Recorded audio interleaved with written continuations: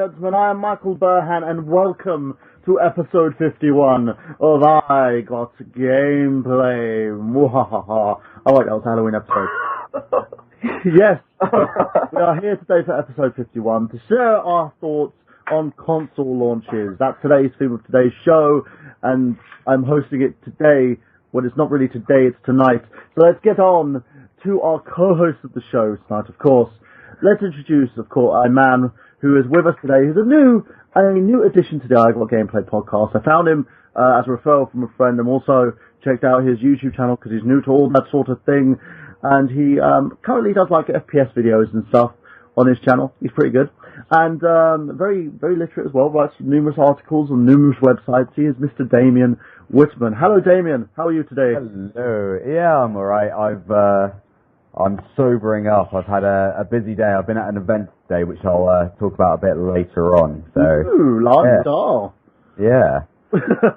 And I wasn't invited, even though I just met you like 2 days ago. Damn it.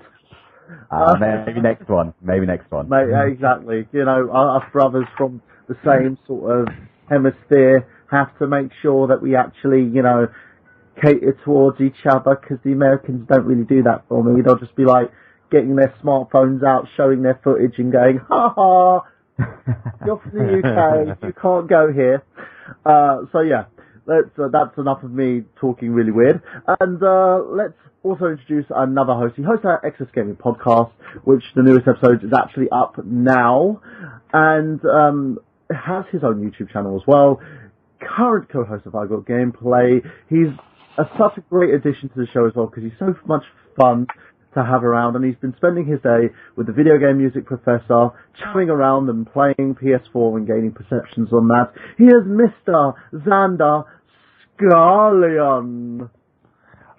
Just to let you guys know, I got some Berry Burst ice cream Oreo cookies that are freaking amazing. Ooh. Hello, everyone. Hello, everyone. I love that. I'm turning into this big gay Oompa Loompa. Oh, it's all coming out now. Yes, I really like the Lollipop Guild. This show is just going down the toilet quickly. Speaking of toilets, that's another show. Now, let's talk about another gentleman here as well. He's a very fabulous gentleman. He dresses in rose colours. He sees everything in rose-coloured review type thing. He's also the host of Geek Speak on Mega Powers Radio with Craig Kellerman. Hello, Craig. We love you. Not as much as I do. And he is very stylish as well. Very, very stylish. He is Mr. Travis Goss. Hey, I gotta say, that is by far the best intro ever. It's the most homoerotic intro ever. Actually, I should do this in the comic book guy voice. Best intro ever. You sounded like a mixture of the comic book guy and also Brad Jones, and we don't really want to go into my obsession with the Cinema Snob and that song, Believe It or Not. I have it on my iPod now. I'm walking around. I was singing Shaka Khan's I'm Every Woman the other day, and had weird looks on the train. But despite that, speaking of weird looks, we have a man who is the host of the 90s Kid on fanboysanonymous.com, also been promoted to main co-host on I Got Gameplay, shares his ideas, takes the helm on the show when I'm not bothered to do it, which is most of the time if I'm drunk or high. This is Mr. Miguel Leon. Hello, Miguel. Morning, everybody. Well, evening. It's morning for Burhan. He just got up, so. Well, it's kind of morning/evening-ish. I was trying to get my my sleep pattern back to normal because I stayed up the whole night the other night, editing loads of footage and stuff for my other line of work, and also taking care of my little children who are all asleep at this point in time after yelling at them constantly at 6 o'clock in the evening to go to sleep. Like, go to sleep. I don't want to. Go to sleep. I got a tummy ache. Shut up. And most of that was just consisting of my evening. Anyway, enough about child abuse. Let's go to another gentleman who's a avid game collector, has his own YouTube channel as well. Usually on here with Kyla, who basically has to work today. We love you, Kyla, if you're listening. And, well, not as much as Xander does, because he tells me all the time how much he loves you. So that beat him up. Anyway, He's a great gentleman. Has a bit of an obsession with everything gaming, and if you basically mistreat your game, he will come down to your house and kick you. He is Mr. Zach Latour. What's up, everybody? That How's it going? Very country. Oh, did it? Well, Yeah. I would like to tell everyone I'm rocking this sweet mustache right now. So Ah, I look like proposed Lieutenant empire. Dangle. I thought you said Lieutenant Dan. I was going to start getting Lieutenant Dan. Dan, They shut the lights off, Lieutenant Dan. temperature feeling. You can come with me on my shrimp bowl, Lieutenant Dan. Going shrimping. But we should do like a shot-by-shot remake of Forrest Gump with the I Got Gameplay podcast hosts. That sounds amazing. We'll just, I'll just get the girl dressed up as the girlfriend. I loved you. Why do I gotta be Jenny? Because you have AIDS. Yeah. We just went there. I can feel our listeners just dropping.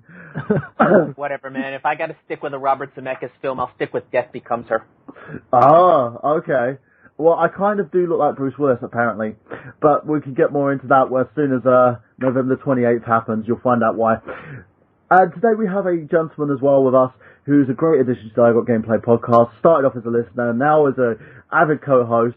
Been missing a few episodes because he's been busy trying to resolve himself from getting hit by cars and painting rooms and issues with boyfriends and such. Well, not his own.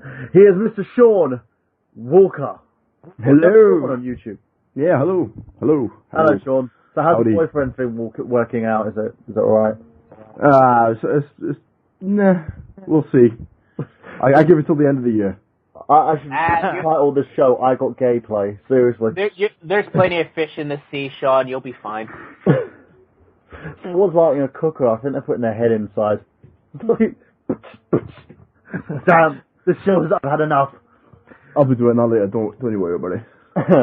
So as I've introduced you to the collective, ladies and gentlemen, let's go on to one of the IGG mainstays. Of course, that is the IGG news segment.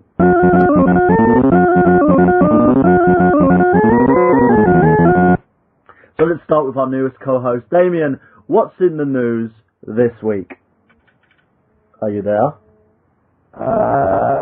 Well, You just went dubstep. obviously, the pig bin. Oh, can you hear me now? Yeah, you just went a bit dubstep. I was just waiting Alright. to go. Yeah, boom, boom. We were just waiting for the bass to drop. Yeah. Oh, well, a bit like the PS4's release, to be fair. Ooh. He I went don't there. know whether you guys, yeah. I don't know whether you guys. What is going on? Okay, David. Stop. I think you might. Video, which, Oh, God. Wow. is it buzzing? Yeah, you're going again, dubstep Mike? again. Okay, while we're trying to recover David. okay. Oh, there you go. For some reason your call's going a bit Right. dubstep here. I'm going to do a quick restart on you, Damien, and bring you back. Okay, let's You never go full dubstep. do you know what I mean? He's just got a full dubstep. So, Miguel, what's in the news this week? Mostly just PS4 stuff, and I hate to tap out on this, but I honestly have nothing to say in terms of the PS4. I really haven't been following it as of late. I normally don't. I have not very much interest in the PS4 right now. I mean, maybe in about a year or two, when the price drops a little bit, I might be. Sorry about that. I'm having dinner, so I'm kind of coughing it up again. Honestly, I don't have much. I mean, I just looked through IGN's news section, and like I said, aside from PS4 stuff, it's mostly like comic book stuff, some movie stuff. So I really can't find anything worth mentioning. I'll try again, but I would say just skip to somebody else for now. Okay, let's bring you over to Zach. Zach, got any news for us? Yeah, of course. Last week we actually talked about Killer Instinct being, free for some loyal members of Xbox Live or whatever. But I actually was looking it up today, and they have an arcade stick for the Killer Instinct, branded arcade stick for the Xbox One. And this thing is $200. I mean, this blew my mind looking at how expensive this was. Like, so if you're supposed to play Killer Instinct as if it were an arcade, you have to buy the Xbox One that costs you $500. Then you have to buy the stick that costs you $200. Then you have to buy all the extra characters unless you're getting them for free, which is like another $20. So to play it as if it were an arcade is now going to cost you, what is that, $720, which I think is ridiculous. Sounds legit. Yeah. So that's one thing. I don't know if anyone has any comments on that. One thing I was going to say is that it seems like I understand this one might be like really well made and like really good quality, but it seems like there should be some inner, something in the middle, maybe at $100 or, $75 that, that people shouldn't have to go all the way up to $200. I agree with you totally. Sorry, no, go for it. Oh, I just had another piece of news. Does anyone have anything to say about the stick? Yeah. Fuck you, Xbox. Okay. I'm actually starting to really consider getting an Xbox One. I'm really thinking about it. You'd have to prove who you are every other day. Well, that's just maybe, but I'm just really thinking about it. I mean, maybe it's because I am a Killer Instinct fan from long ago. Maybe that's what's trying to help me sell it. But I mean, truth be told, there aren't really too many games out right now. I mean, for the PS4, they're like, I mean, Destiny looks pretty cool. I want to try that. Well, I was going to say, Travis, if you're going to drop $700 on Killer Instinct for Xbox One, you might as well go ahead and just get a Killer Instinct cabinet. Yeah, good point. That's what I would do. I would buy, because you could spend $1,000 on a hardcore cabinet. Yeah, I suppose so. That's a good point. I mean, I'm thinking about it right now. I'm not really gung-ho about getting it right now, but I'm thinking about it as of right now. Yeah. So Okay. Any other comments on this? I think eventually I'll get all three systems eventually. I just don't have the money for all three of them right now, and there's nothing that's really came out that's tickled my fancy that made me be like, oh my god, I have to get these systems right now. I played the PS4 today at Best Buy at a kiosk, which I thought was kind of crazy because, you don't really see kiosks anymore. But I was playing it, and I was playing Knack, and it was a lot of fun. Had a good time. I watched some people stream it yesterday. It looks like a fun game, but it's not worth dropping down the $400 for right now. So especially not $700 and upwards of $700 or something like that. I'll be like, wow. Yeah.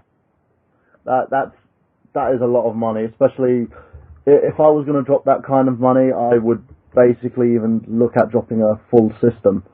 Like something. I could probably purchase a full studio system, like a TV with HDMI splitters and probably like 5 other. You're even looking at retro, you could probably buy about 7 different retro consoles plus add-ons plus extra games for that much. Yeah. Yeah, so I couldn't see myself like purchasing something for that much.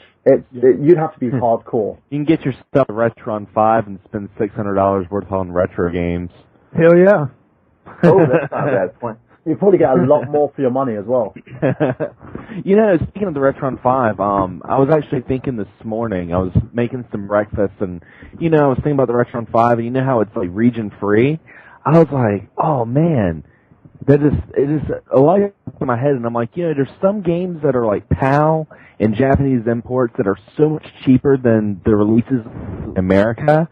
I was like, wow, I can actually, get some of these games I've been wanting to play, cheaper traditional hardware and just get an import instead of dropping down the money on eBay to get an American cart. Yeah, that's a good point. So that's a good point because with Retron 5, it's you can play the Famicom games on there, and I would really love to get an import copy of Castlevania 3 because that has such a much more richer soundtrack. I just totally screwed up my English. The gameplay is a lot more fluent. I want to get the Japanese version just for that.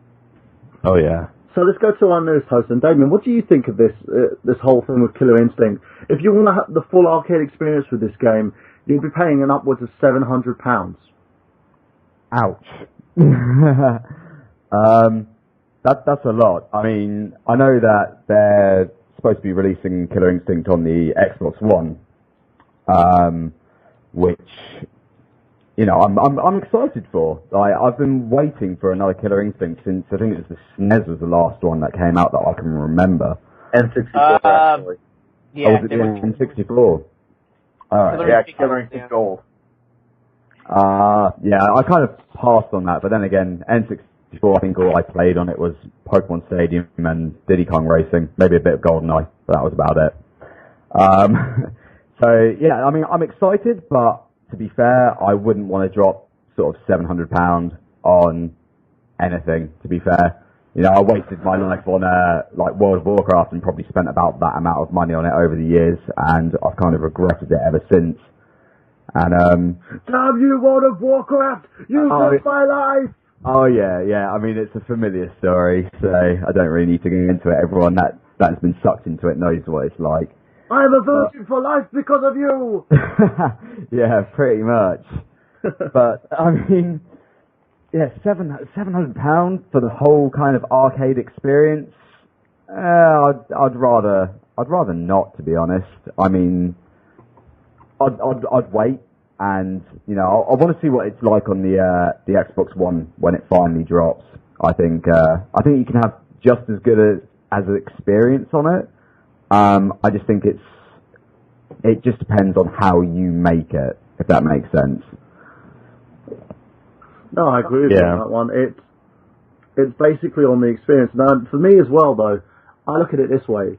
I can get a lot more free games at the moment on the Wii U, and loads of discounted stuff as well. I managed to get Toki Tori for like £1.79, which is like the equivalent of $2.50 for that game and that edition on the Wii U. I've got like loads of Wii U games at the moment are going for like $10 each. So I'm making a killing at the moment on those. I'm saying at the moment a lot. Yeah, I'm making a killing on all that content. Whereas with something like the Xbox One, you're going to be paying a huge premium at the moment for something that will eventually go down, apart from the arcade stick. Because I know for a fact that those arcade sticks, they are still damn expensive when you try to buy one. I was trying to buy a Street Fighter one recently for my Xbox 360. They were still trying to sell it for $100. Yeah. You know, it's just a lot of money. But yeah, Zach, next bit of news? Oh, yeah, the last thing I have is the new Thief game. I guess they were going to have QuickTime events in it, and when they were allowing people to try this out, they had really negative reactions to this, so they're taking all the QuickTime events out of the game, this is the new Thief. It's not out yet. It's just called Thief. But, I mean, I hate QuickTime events. I think they're lame as hell. Yeah. So I don't know if I'll ever play this game, but I'm happy that they took it out, and they actually listened to what people wanted. You know what's so funny? Every time you say thief, I just keep thinking of the old man in The Simpsons going, thief. Well, QuickTime events it's something that's just played. It's all played out, you know? Like, QuickTime events were cool in, like, Shenmue because it was something new. But then, like, when it got to, like, God of War and it got to, like, Castlevania, Resident Evil 4, it got to all those games, it was just kind of like, it was just more of a nuisance. Yeah. I think they're right up there with turret missions and escort missions in video games. Oh God, I hate them. Oh yeah. They're just kind of they're filler bits. They're if you need to pad out your gameplay, you throw in a few QuickTime events. I mean, that's what they basically become at this point. Nobody's doing anything interesting with them. I mean, I'll say that Resident Evil 4 at least was one of the first that actually it brought a more cinematic feel. Whereas in Shenmue, you still felt like you were still playing the game. I'll give those early games more credit than I would something like Clive Barker's Jericho, which I think is probably the worst example of QuickTime events. Clive Barker whoring himself out. That's what I call that one. Hello, I'm Clive Barker. I'm going to sit here and just take a shit for an hour while you play my games. I got two little bits of stories that I'd like to talk about real quick. Go for it, Miguel. First off, a quick happy birthday to Shigeru Miyamoto. He turned 61 today. Oh, yeah, that's right. We have to do this. Happy birthday to you. Happy birthday to you. Happy birthday, Miyamoto. Happy birthday to you. There you go. I'm gonna go kill myself. All right. And the other bit is the Australian Classification Board has re-rated Fable. The original Fable was rated M in Australia when it first came out on the Xbox, and just recently the Fable Anniversary Collection hit Australia, and it has been rated an R18+, which is their equivalent of the adults only rating. The reason, the new rating is for sexual activity related to incentives and rewards. I'm guessing the fact that you can actually screw women in the game and actually receive children is considered an incentive to them. And anything. You just literally just go, look at her, she looks at you, you jump on the bed, the screen goes black while she screams, and then you've got a baby. That's how it works. That's how real life works. Yeah. I don't know. Oh, not again. I don't know. Australia's always been kind of weird when it comes to their video game ratings, so it doesn't surprise me that they would go to this level. I think it's ridiculous. Honestly, I think it's kind of silly when you think about it. I mean, do you get extra points for something like that? I think that might also be it, that you actually you get points for having a child in that game. Not really. And the thing is, they don't grow up to adult size, they just grow up to like little kid size. And what I usually do is I shoot their mother in the face with my skillet, and then they all go to the foster home. Because I'm a douche. Well, I'm not going to say anything bad about it, because in that game you actually lose less points killing your wife than you do divorcing her. That's true. That's why I was like, do I really want a divorce? No, I'll just shoot her in the face. If only life was like that, right, Burhan? No, that's real life. Yeah.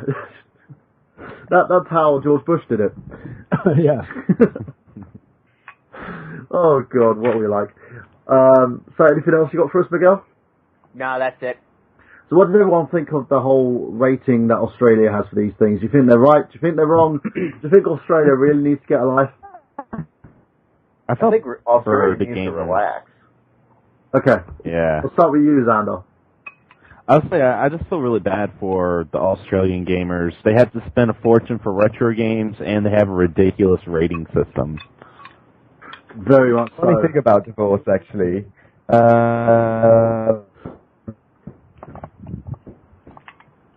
David, I think we've lost you again, mate. Hopefully he'll be back in a second. So, Zach, what do you think of this? Do you think it's a bad thing? It's a good thing?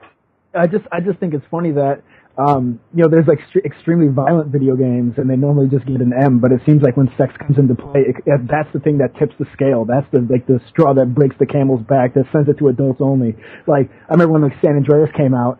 Before people like knew about like the hot coffee thing, like it was rated M. Then they found out about that, and it went to like adults only. So this like they find out about this, no matter like how violent games are. They still. I mean, I don't know of a game that was so violent that it went to adults only. Besides like Manhunt 2, that got toned down. Manhunt 2, I think, was one. But so they ended up toning that one back. But in the majority of things, there's even a South Park about this back when, is that, like, violence everyone in the world is fine with, but once sex gets put into anything, the whole world loses their mind. Was that the anime-themed one where they all became, anime characters? Yep. That was pretty funny. Yeah. No, I agree with you totally on that one. Travis, what about you? I just think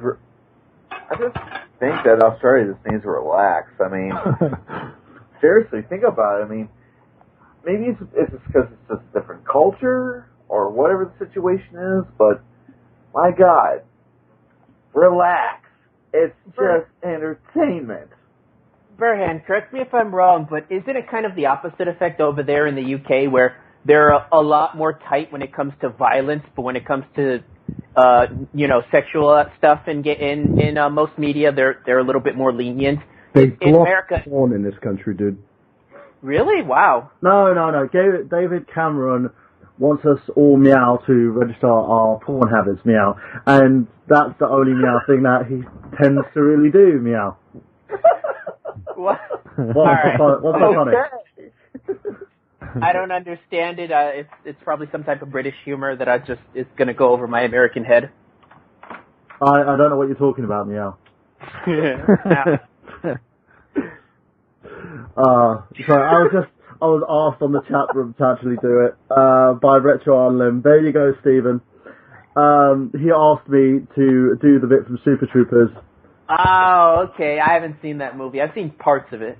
Oh, that's so funny. My favourite part is the bear fucker. Yeah. Are you okay, bear fucker? Yeehaw! Yeah. Again, we're talking about George Bush. Anyway. Over here it's a different story. It's like the ratings kind of differ, and Doug Walker actually touched on this quite recently with the Nostalgia Critic, where he was talking about how movies they get away with such such low ratings for such high content of violence these days. Like if you look at The Dark Knight Rises, for instance, they had action figures. A lot of the toys and everything were catered towards the child market, in a sense. But the film, I think the film was rated like over here it was rated a 12. It was Dark Knight, I believe, was rated PG-13. Yeah.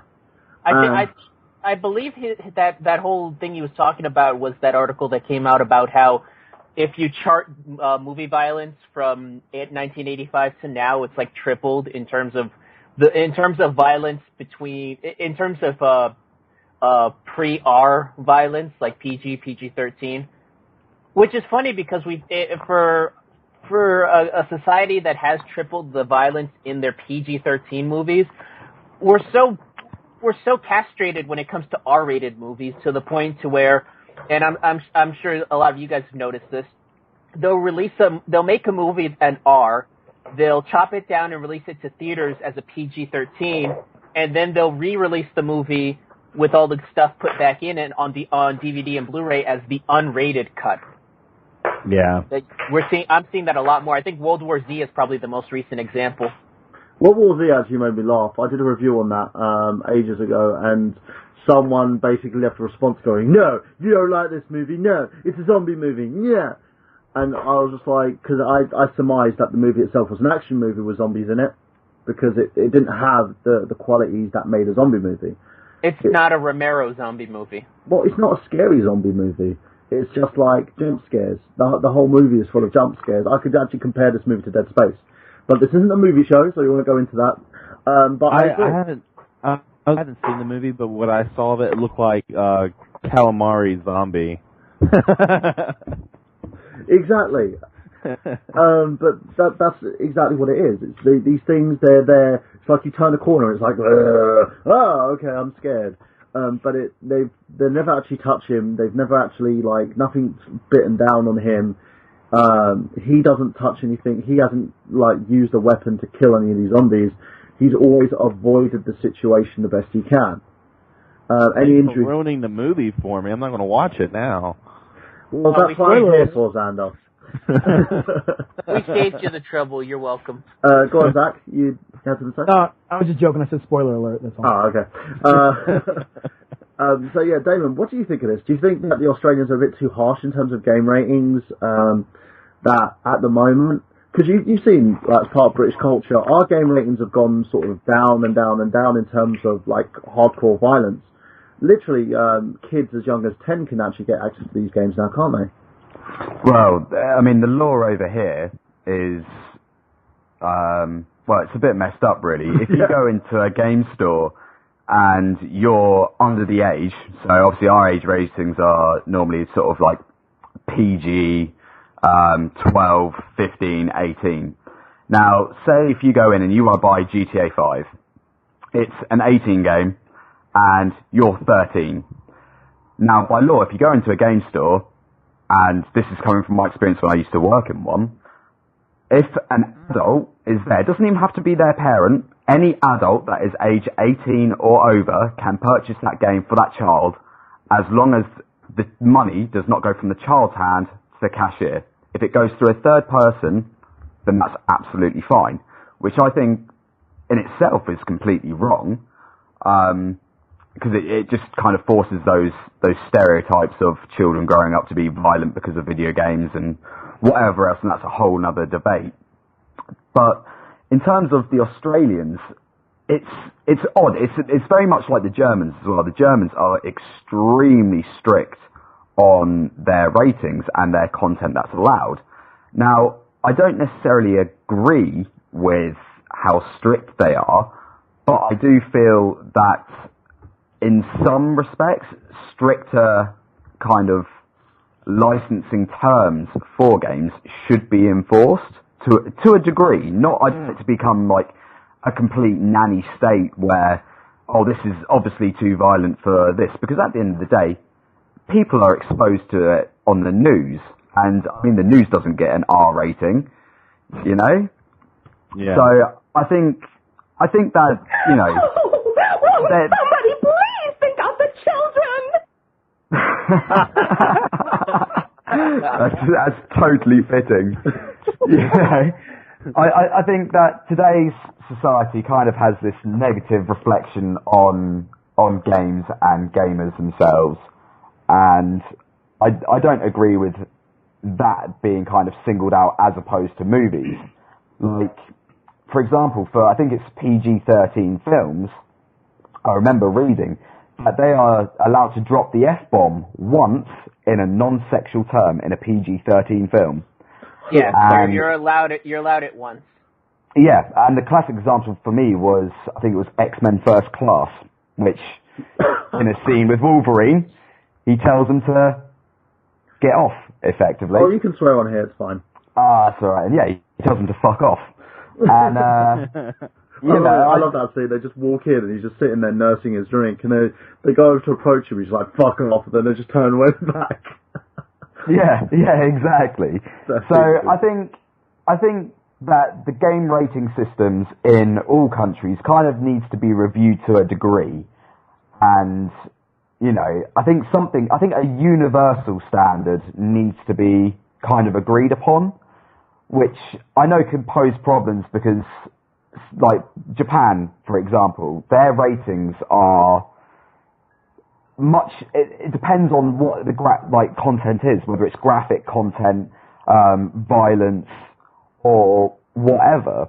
But I feel like there should be a kind of an overall, you know, universal system. Like, this is what it is.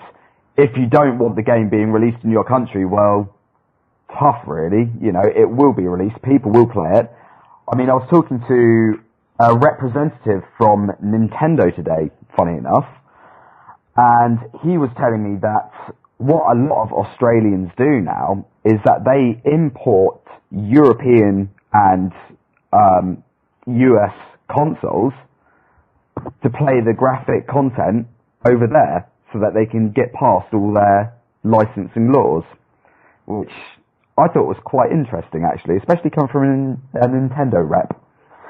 Yeah, they were saying that as well with Yahtzee was saying that it's costing him to import games because that's the only way he kind of is able to get his full sort of exposure. Yeah, he's but paying like upwards of $100, isn't he? Yeah, but he's doing that because the release windows for Australia are they're draconian at this point. I mean, you'll get a game released out 6 months later after its US and European releases. Yeah, and also he's got the money to kind of warrant that at the moment, but it just, excuse me, you kind of feel for the guy a bit as well, because of their laws, their licensing laws, you don't really get the full end of the experience, because as Damien's quite aptly put it, they're the other end of the spectrum compared to us, because we're more sort of flexible and loose, whereas they are sort of, you do what we say, otherwise, well, you're not going to get your gaming experience. You know, I remember when they had an issue with one game and they banned it. I think it was Mortal Kombat. They banned it outright from coming over because they didn't want it there. and there was so much uproar. And the problem is, once you get some idiot in office who's got like, and I'm not blaming the Christians on this, but who has very high-end Christian values, and believes that everyone should be Mormons, they end up basically destroying any of the inbuilt system. And I would be up for a sort of a uniform system rolled out everywhere, so that everybody has to follow the same law. It would make things a heck of a lot more simple. Anybody else got any say on this before we move on? Huh. I'm looking at a list of games banned in Australia. Oh wait, I've got the real list right now. Yeah, Australia's notorious when it comes to ban video games and stuff like that. Like, I'm looking at the list. Funny enough, they got games like 50 Cent Bulletproof is banned for some reason in Australia. Well, it says here because of the high... I'll say it's just because it's 50 Cent and the game. Yeah, I was going to say it's because of the violence, but let's be real. Blitz the League is banned, but that's usually just for drug use in Blitz the League. BMX Triple X, obviously. Dark Sector. Dark Sector is banned over there? Huh. Sounds like a stripper name. No, Dark Sector is a... Why is Dark Sector banned? I mean... banned because of high-impact, gory violence involving mutilations. I think you could cut off limbs in that game. That's pretty specific. Yeah, you could. I quite enjoyed that game, actually. It was pretty poor, but it was one of those dirty pleasures. I actually see you just standing twiddling your nipples while playing it. Let's see. Dirty pleasure. The Getaway is banned in Australia. Seriously, that game isn't even that bad. I think you've played it, right? Yeah. Yep. Is there a scene in The Getaway that involves torture? Yeah, minor amounts. It's nothing like huge.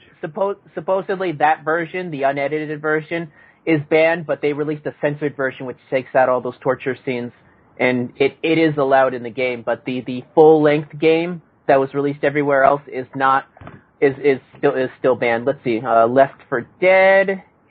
Left 4 Dead 2 is banned over there. The unedited version. Apparently, Germany got a censored version that was good for them, so they used the German censored version. What was censored in that? Let's see. Due to relentless, gory violence. So I guess some of the violence was censored out of the German version, and that's the version that they allow in Australia. I believe that will be to do with the blood. Over in Germany, they have a thing with sort of visceral violence that includes gore. So they censor it by changing the blood colour from red to green, which I think takes away from the experience, in all honesty. But it still looks like blood. I don't understand it. My head does not comprehend green blood. What would they do with Mad World? Was that banned? I don't think Mad World was. I think Mad World gets away with it because it's in black and white. Isn't the blood red? Yeah. The game's black and white, but the blood's all red. Huh. That's what she said. Yeah. Well, let's see. Some of these are obvious, like The Witcher 2. Obviously, I figured that would be banned. Soldier of Fortune, that's banned. Silent Hill Homecoming is banned over there, apparently. That game's just shite. Of course it's... That's the only reason why. I think I just probably played it and just went, what the fuck was this shit? That game's not that bad. There's way worse than that game. Yeah, like the sequels. Oh, that one got banned because you're just sucking balls. Yeah, you've got like the Japanese just shaking their heads after that game. So they go. Well, according to this, it was banned, and I quote, because of a scene of disturbing content involving drilling into body parts. But that's fun. You know what? If they want to hear disturbing content, I think I Got Gameplay would probably be banned over there. Michael Burhan is disturbing content. I mean, the rest of them is obvious. Like both Postal games are banned over there, obviously. Is the Uwe Boll film banned on there? Oh yeah, I banned the movie. The movie's terrible.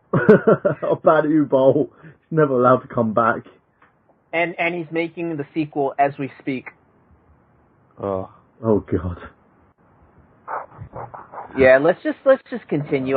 We're already up at the halfway point. Anybody else got any news that they want to get to? I did have. Whoa. All right, go on, Zaba. It's a duel. No, my news is really short. Just found this out recently. Someone sent me a news article that says Killzone Shadowfall multiplayer is not going to be 60 frames per second, even though they said it was. That apparently it turned out that it doesn't do consistent 60 frames per second like they said they was. So there's a big uproar about that. People are getting upset about frames. Well, that's they're getting upset about frames. Why can't they just play freaking games? I'll be honest, if you're the type of player that plays games like this professionally, I can see how a dropped frame rate could be an issue. But for your average player, it's not. Some people are even playing with internet connections that would hinder them regardless, so I don't think this is a big issue. I think this is just a bunch of nerds getting all butthurt. Yeah, I mean, like, in all honesty, like, does the average gamer even notice frame rate like that? You know, like, do you think someone's playing, you know, like Halo and like, wow, that frame is not the same consistency as my last match. You know? I like the way his voice just went really nasally at the same time. I mean, unless it drops down to like N64 levels of bad frame rate, where it's like 3 frames per second, then that's a big issue. But I doubt it's going to be that much. It'll probably drop down to 30 frames, which is the standard we've been using for like most online games. I think only recently we went up to a 60 frames consistency. Yeah. Even then, 60 frames is never consistent. What a lot of people don't realise is that it's also dependent on what resolution you're playing on. So most games, anyway, that say 60 frames per second aren't at 60 at 1080p or whatever. It's a consistent at 720, which again is another debate with the whole Xbox One and PS4. PS4 stating that most of its games will run at 1080p / 60 frames. Where in actuality, most of them will run at 60 frames only on 720. So, well, that's because TV standards are 720 now. Oh yeah, definitely, exactly. And I mean, once sort of 4K gaming comes out as well, you know, we'll be looking back and thinking 1080, 720, 60 frames. What's all this? So I think people kind of getting butthurt over it now is just pointless. Absolutely pointless. Yeah. The only thing that I can imagine that frames makes a difference on is PC gaming. So for console gaming, just be happy that it actually runs relatively smoothly, you know? Just be happy that you're not being shot down by people in Grand Theft Auto Online, which I currently am at the moment. Exactly. I drive a car to the freaking paint shop and someone's capping me in the ass. So there you go, people. And you think you have problems. Yeah, with this, it doesn't seem like a big issue. At the moment, I do think there was an article that was released talking about how the fact that the Xbox One and PS4 are only going to be like showing games in 720p maximum, whereas the Wii U has more 1080p games. So it doesn't matter to me. I just want to play games. If anybody gets that butthurt over this, they really need to figure out what's going on with their life, and probably open the thing called a door. It leads to the outside world where there's lights and there's shops and you can buy stuff with money. And just go out, just take a tour. Take a tour of your local neighbourhood. Just make sure you don't get mugged. Just take a tour. Life was so much simpler when it was 16-bit. Do you know what I mean? We were in bits before. Now it's all frame rate. So, Vanna, you got anything else for us? I mean, that's about it. Other than I played the PS4 today at Best Buy kiosk, and I was hanging out with some other YouTubers. I was hanging out with a video game music professor and Weekend Game Guy. We were hanging out at Best Buy, and we went to the kiosk and was playing PS4. And I will have to say, it was a really funny moment that there was this kid that was like standing off to the corner, and he was watching me play the PS4. And when I put the controller down, like Chris, Weekend Game Guy, he was just like, "Oh, my turn," like that. Like he said it like that, and I grabbed the controller from me, and I looked over, and this kid, the kid had a look on his face like someone ran over his puppy. And he My son always does that. and I told Chris, I'm like, dude, you just totally broke this kid's heart when you're just like, my turn. Loved it. That brings me back to what I was trying to say earlier before my mic decided to explode. Yeah. But have you guys seen the video of the midnight launch of the PS4, where a guy gets it from Best Buy and does a whole smash my PS4 in front of the entire line that had obviously been waiting for God knows how long? Oh, there's always one guy that does that. Oh, it's classic. I'll have to try and find the link for it again at some point. But literally, there's people picking up bits of this broken PS4 that's on the ground. Like, it's just kind of like, why? But it's pretty funny. The guy just rips into this box and hurls it at the ground multiple times, and it's just like, wow. Just wow. And people were freaking out, like, it's a PS4! Oh my god, dude! No, but I always take offense to stuff like that. I could never destroy anything. When I watch those destroy videos, it breaks my heart.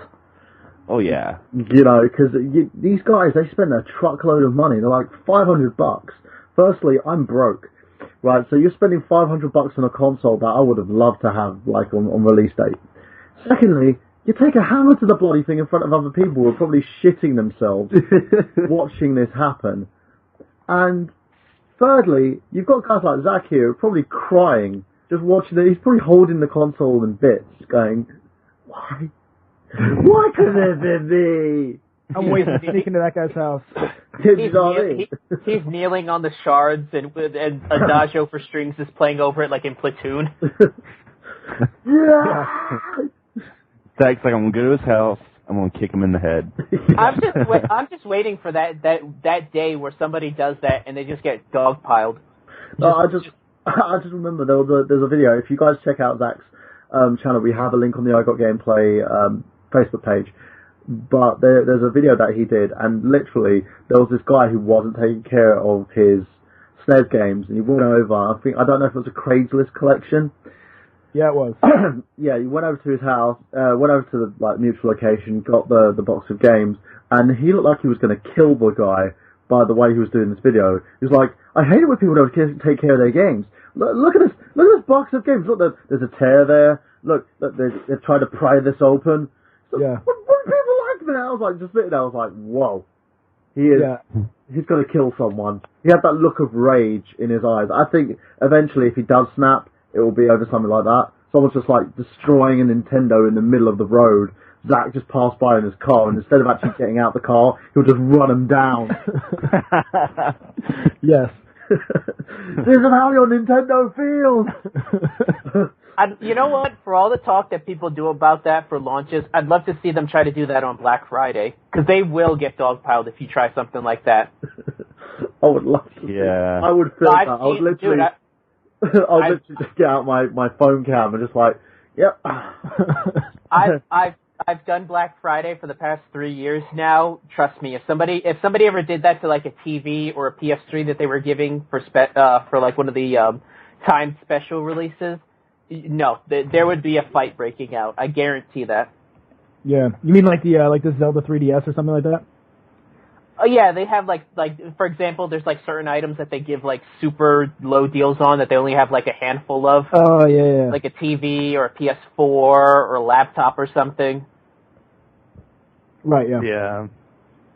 But that's the thing. When it comes to these things, how far is too far? I couldn't. I've stated this before. I couldn't do that. I literally, even if I had that kind of capital, I have too much respect for my kit. You know, it's like when someone was saying to me that they flip games where they'll buy a game for cheap and then they'll flip it for more. I couldn't even do that. I couldn't part ways with them. I collect for the point of I literally collect. That's it. Well, too. I mean, like, I was thinking when they were smashing that system, I'm like, you know, that could have been a kid's Christmas present. Yeah. You know. That's the thing.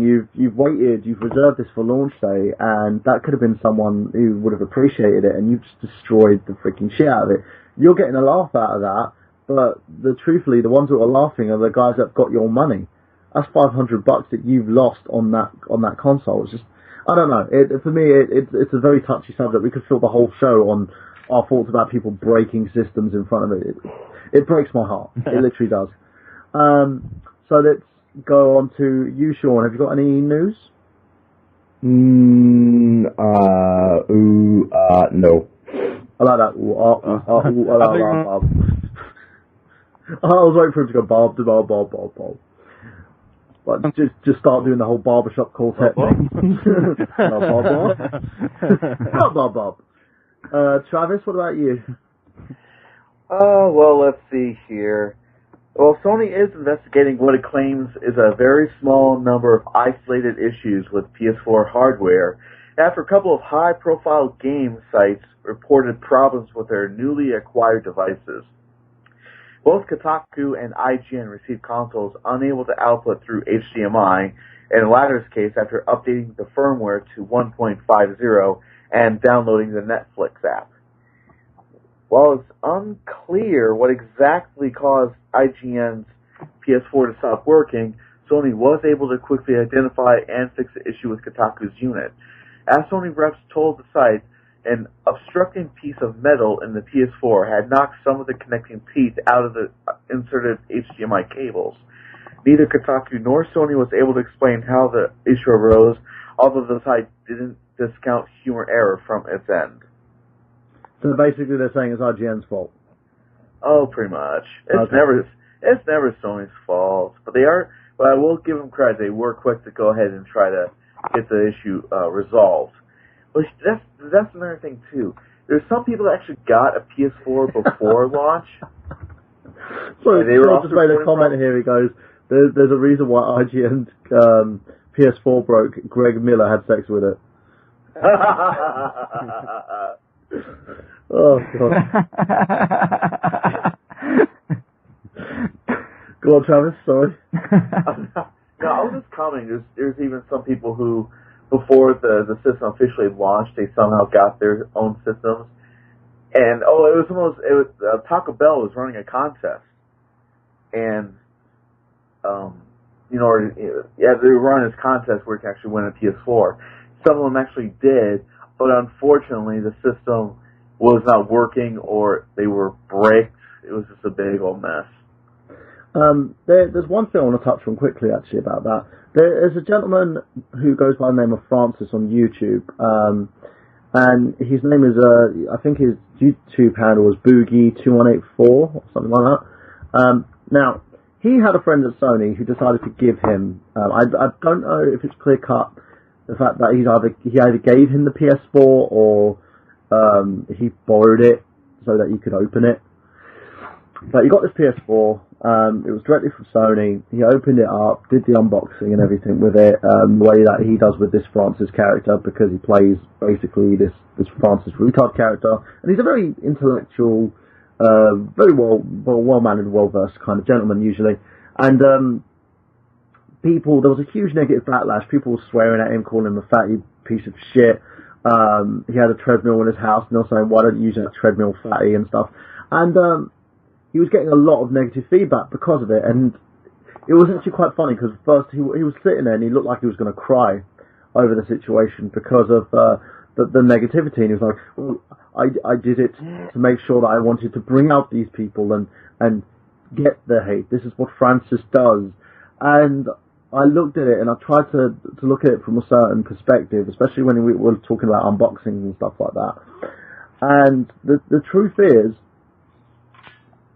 he was kind of troll baiting with his video, and he was one of the ones who got it early. He got the machine early, but that was all intents and purposes due to the fact that he had a friend at Sony who basically gave him a system. So the thing about it, if you're gonna get a system early and you're gonna show it on YouTube, you're gonna get a lot of negative feedback from people. So as you were saying, Travis? Oh, that's all I really had about that. Cool. I don't really think it was negative feedback. I think what happened was because he got it early, he attracted way more of the common man's attention than normal. I think if he'd have done that unboxing after the launch, he probably just would have had his fans, watching his videos, and it wouldn't have been an issue. But because it was early, he attracted all these other people who probably weren't familiar with that character, and that's where all of the extra troll hate came from just people who just didn't get his character, or who probably were never going to get that character. Yeah, it's because it's one of those things. In terms of YouTube, you get two types of people. You get the regulars and you get the trolls. And he got a ton of troll heat from it. Yeah. And it's with anybody. If Xander sat there and had his PS4 and had it before everybody else and showed it off to people, he probably would have got a ton of trolls as well. Oh, yeah. Why don't you get out of your mum's basement? And then Xander would be trolling them afterwards. It just goes to, the whole, What's up, Internet Wrestling community? This is Anthony Mango of SmarkOutMoment.com, a wrestling website dedicated to the smart marks like you and I. We break down and review every pay-per-view with predictions and spoilers, and you can catch our weekly podcast on YouTube for some smack talk. There's no rules here, and we show no mercy. You can follow us on Facebook and Twitter at SmarkOutMoment, where we analyze all the angles, shoot first, and kill kayfabe. That's www.smarkoutmoment.com. Why mark out when you can smark out? That little bit of jealousy on the internet, it kind of goes back to a girl, a YouTuber, when she got, all these free Saturn games. A fan of hers was just hey, I have all these Saturn games that I don't want anymore. I'm just going to send them to you. And anyone in their right mind would be okay, and granted, a lot of them were Panzer Dragoon Saga. She got it not sealed, but complete in box and stuff like that. And people were just being extremely sexist and just being rude, and it's sad, but it happens. People are going to hate. Hate is going to hate, man. Hate is going to hate. Yeah. Yeah, exactly. So that's the thing. I think we've got to take it with sort of tongue-in-cheek when it comes to these sort of systems and the way that people react. Any more comments on this before I quickly do a rundown? Yeah, I was just thinking that, with the PS4, obviously, a few systems have been faulty. I can't help but think, I used to be a Sony fanboy, so don't get me wrong here, but I feel that if this had been Microsoft with the Xbox One, this would have been blown up a hell of a lot more. Look back to what happened with the 360 with all its issues. Yeah, it took them a long time to finally get round them, but it was blown way out of proportion.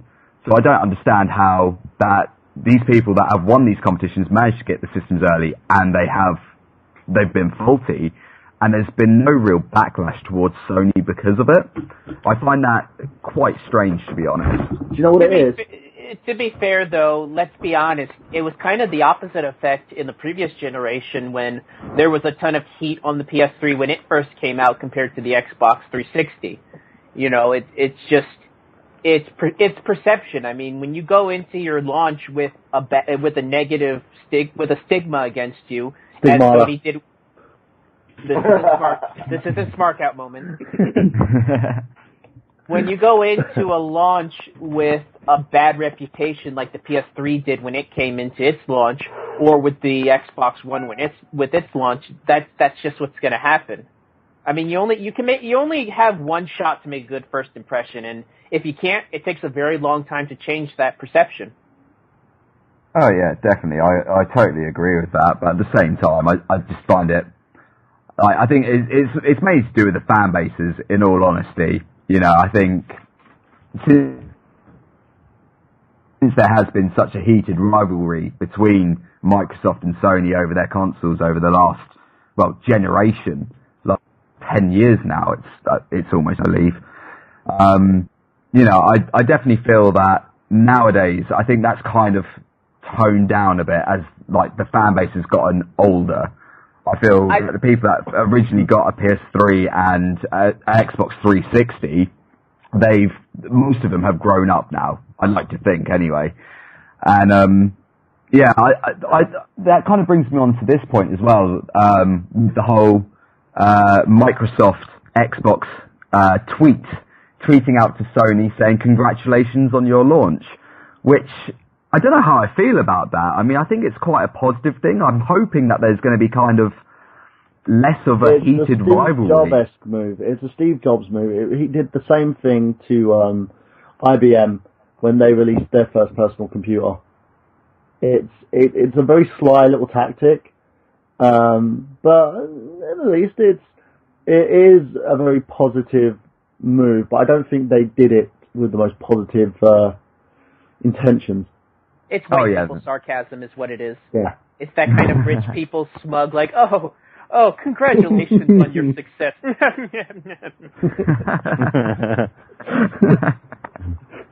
Yes, even though we have more launch titles than you. Oh, yes. Oh, hopefully you'll get over that whole Red Ring of Death thing like in the Xbox 360. Hopefully. Now I'll continue wiping my ass with £100 bills. Go ahead. Oh, I've still got some of that PS2 back money that I can use for it. Thank you very much. But that's literally what it is. These two are just playing dirty with one another. It's like with Sony's release, and we're going to get to this when we talk about the current launch titles anyway. But let me just segue from that onto a couple of bits of news. Sony says that they want to bring Shenmue to the PlayStation. I'm all for it. I love the fact that everyone's just gone in shock and awe now. Gamer. You know what though? I'm not so much shocked. I'm tepid because we've heard this before. So don't tickle our balls here, Burhan. Okay. To elaborate. You can tickle my name, fine. Sony's Adam Boyes has explained that the company is working on getting fans the games they want for the PlayStation platforms, and includes likes of Shenmue and Yakuza. When we stated that the third-party production team, it was born out of necessity, we had a lot of publishers, a lot of content has come out for various platforms and various territories that weren't necessarily coming out to our platforms we'd love to see them on, says Boyes, as he told Kotaku. He also explained that Sony are working on trying to get games that have been requested by fans to Sony platforms. We've got a massive list. We're calling everyone, trying to get a list as much as possible. A lot of issues have come around in clearance of intellectual properties and ownerships and stuff like that. Interestingly, for Shenmue and Yakuza fans, Boy says it's those games that Sony are focusing on. We get a ton of requests for Yakuza, a ton of requests for Shenmue, and we see the list, says Boys. We have a person that compiles these lists and prioritize based on how many requests we have gotten. So, what do you guys think of that? Do you think Sony's starting to listen to the fans? Do you think this is a good move, a good feather in their cap? What do you think, Sean? I honestly thought you said Shamu the whale. Yes. Sony wants to get him playing a PlayStation 4. They're going to sew a freaking pad to his hand, to his feet. Sega had Eco the Dolphin, didn't they? So why not? To be fair though, Burhan, if Sony put out an ad with Shamu playing a PS4, that would win me over. I'd have to buy one. So what about you, Miguel? What do you think of this? I've always thought that if there was a perfect time to bring Shenmue over, it would probably be now. In the days when you do have episodic gameplay being put out, I mean, Shenmue has always said that whole storyline is a 16-part storyline. I think if there was any avenue for Shenmue to come back, it would be as one of those episodic games similar to The Walking Dead or Back to the Future. You just release one chapter here and there, and I think the cost for it has gone down. I mean, one of the reasons that Shenmue had such a bad reputation against it was that at the time it was the most expensive game ever produced. I think it was like a $40 million budget at the times when you didn't see budgets like that. But nowadays, I mean, you can probably scale that down to a reasonable budget and have a pretty solid game. So I think right now, if they could pull it off, I think they could have a pretty successful series on their hands, especially when you consider how many people have heard about Shenmue for years and years. It could be almost like the Eco effect with Shadow of the Colossus. People talked about Eco for so long that when Shadow of the Colossus came out, that game made huge bank off of the cult following that the previous game got. So I think there's an untapped potential with bringing the Shenmue series over, and if Sony's the only one that wants to do it, more power to them. Or more recently, you can even talk about the whole Mighty Number 9 outcry when it came to like the whole Mega Man thing. People wanted a brand new Mega Man game, and now Mighty Number 9 has a potential to sell like billions of units, just from fanfare alone. But we'll see. Travis, what's your opinion on this? I really, really hope that this is concrete because I used to have Shenmue for the Dreamcast, and I loved that game so much, and I really am kicking myself I no longer have the system in the game. So I'm really hoping that I hope this is for real, honestly. Xander? I'm all about it. I don't care what platform it's on. I would love to see Shenmue 3 just because, see it. Can you hear me? Yeah, I can hear you now. Okay. But no, Shenmue 2 had such a cliffhanger that it'd be great to see, a next part of the series. And I think if it did come out on PlayStation, I think that would definitely give Sony a big pat on the back from most gamers. Definitely. Agree, totally. Zach? Yeah, I think it'd be awesome fan service. I mean, I remember reading Shenmue forums and Shenmue 2 forums back in the day, and everyone just talking about how badly they wanted the third one to come out. So the fact that someone's willing to go after it and pick it up and do it, I mean, I just think that's awesome fan service. Agreed. Damien? As long as it's done well, I think that's the main thing. I've been talking to guys today about this, about doing reboots of games and things like that, and in all honesty, we most of us have come to the conclusion that it would be great. It's a great idea to reboot games, but at the same time, we kind of don't want it to happen, just for the simple fact that if it doesn't live up to our kind of childhood expectations or whatever expectations we have, we could be sorely disappointed by it, and it could just get to become one of these overhyped things that we kind of forget about in a year. So I guess if it's done well and they're willing to take that risk, then fair play to them. Give it a go and see what happens, really. Now, I've got a few questions about this. The first one, did they say they were rebooting the franchise, or are they going to try to commission Sega to continue making the third game? I don't know. All I know is they want to bring the franchise over to Sony, so they may look at buying the property, so that their own first-party studio can work on it, or commissioning Sega to actually make it a PlayStation exclusive, which I wouldn't mind. If it was a PlayStation exclusive, as long as they're bringing the damn thing out. Here's the thing: I would only be okay with them rebooting it if they can bring Yu Suzuki onto the team, just because it really is his baby. I mean, he made that. He started developing it when it was on the Saturn. He brought it over to the Dreamcast. I mean, he was the one that created the whole universe and mythos behind that series. To have some other developer come in and take it and try to craft it as their own, I kind of am starting to feel what Damien's feeling in that regard. I really do think if it's not going to be Sega AM2 making it, you at least got to get you back on the team as kind of... I think they will do that. I don't think they're going to go half-hearted on this. They're going to give the fans exactly what they want. Because if it's done right, it means it's done with the fans will basically be flocking to the system in order to purchase it. I do think if they do make a Shenmue 3, I think it would only be fair if they did an HD remake of Shenmue 1 and 2, like a Shenmue collection. I'd buy that. Agreed. Yeah, that would be, because, it would make sense, because it would bring, some people still haven't played Shenmue, and, people like Travis who doesn't have a Dreamcast anymore, it'll give them, I think it would help boost sales even more for Shenmue 3, because it's got such a cult following. Now, here's the $1 million question. If you do that, do you redub the dialogue? Because that's one of the biggest problems people had with Shenmue, is just how stilted the acting and the dialogue is. They shouldn't. They should lead the bad voice acting. I don't know. I mean, I know it's the charm of the game, but at the same time, I could see some producer looking at it going, "This thing sucks. Let's bring some professional voice actors in and let's do this right." This isn't Silent Hill where they're like, I can rewrite the entire script and have all the voice acting and everything changed in an HD collection because I am a douche. Or in the case of Metal Gear Solid Twin Snakes, where they brought in a completely different voice actress for Mei Ling's character.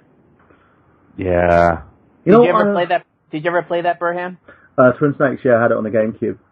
Yeah, that was just so weird because they had an American voice actor playing her, and I kind of miss the bad English accent that she had. I know it's very politically incorrect nowadays, but just I kind of missed it. You know what made me laugh? I could just see you just sitting there chuckling, and then she had the American accent. You're just like, it's not that funny anymore. Yeah. Well, that's like when they did that. Oh, sorry. You're very good there, Solid Snake. Well, they did that with Symphony of the Night. Like, Symphony of the Night, they redid the voice acting on the Dracula X Chronicles, and I don't like it. Because it really, maybe it's just the nostalgia strings pulling on me, but, I like the beginning of that game being like, die, monster! Instead of being like, I'm going to end you, Dracula. Like, they completely changed the dialogue, and it kind of lost that little bit of charm it had, I find there's arrogance in doing that. When they change dialogue, I can rewrite the script and make it sound better. But it's still the gameplay and same story, same structure, so you really should have followed the same context. They're just pulling George Lucas, that's all it is. Yeah, let's tweak it and have a little spaceman flying out of the ship and explode when the ship explodes. Let's add a little thing. Let's add Jar Jar Binks so he's the most racially insensitive character in the known franchise. Second, racially insensitive. I still put Watto higher than him. Right, that's true. Yeah. You come in here. You buy the boy's mother. You do some gambling over there. Hold on.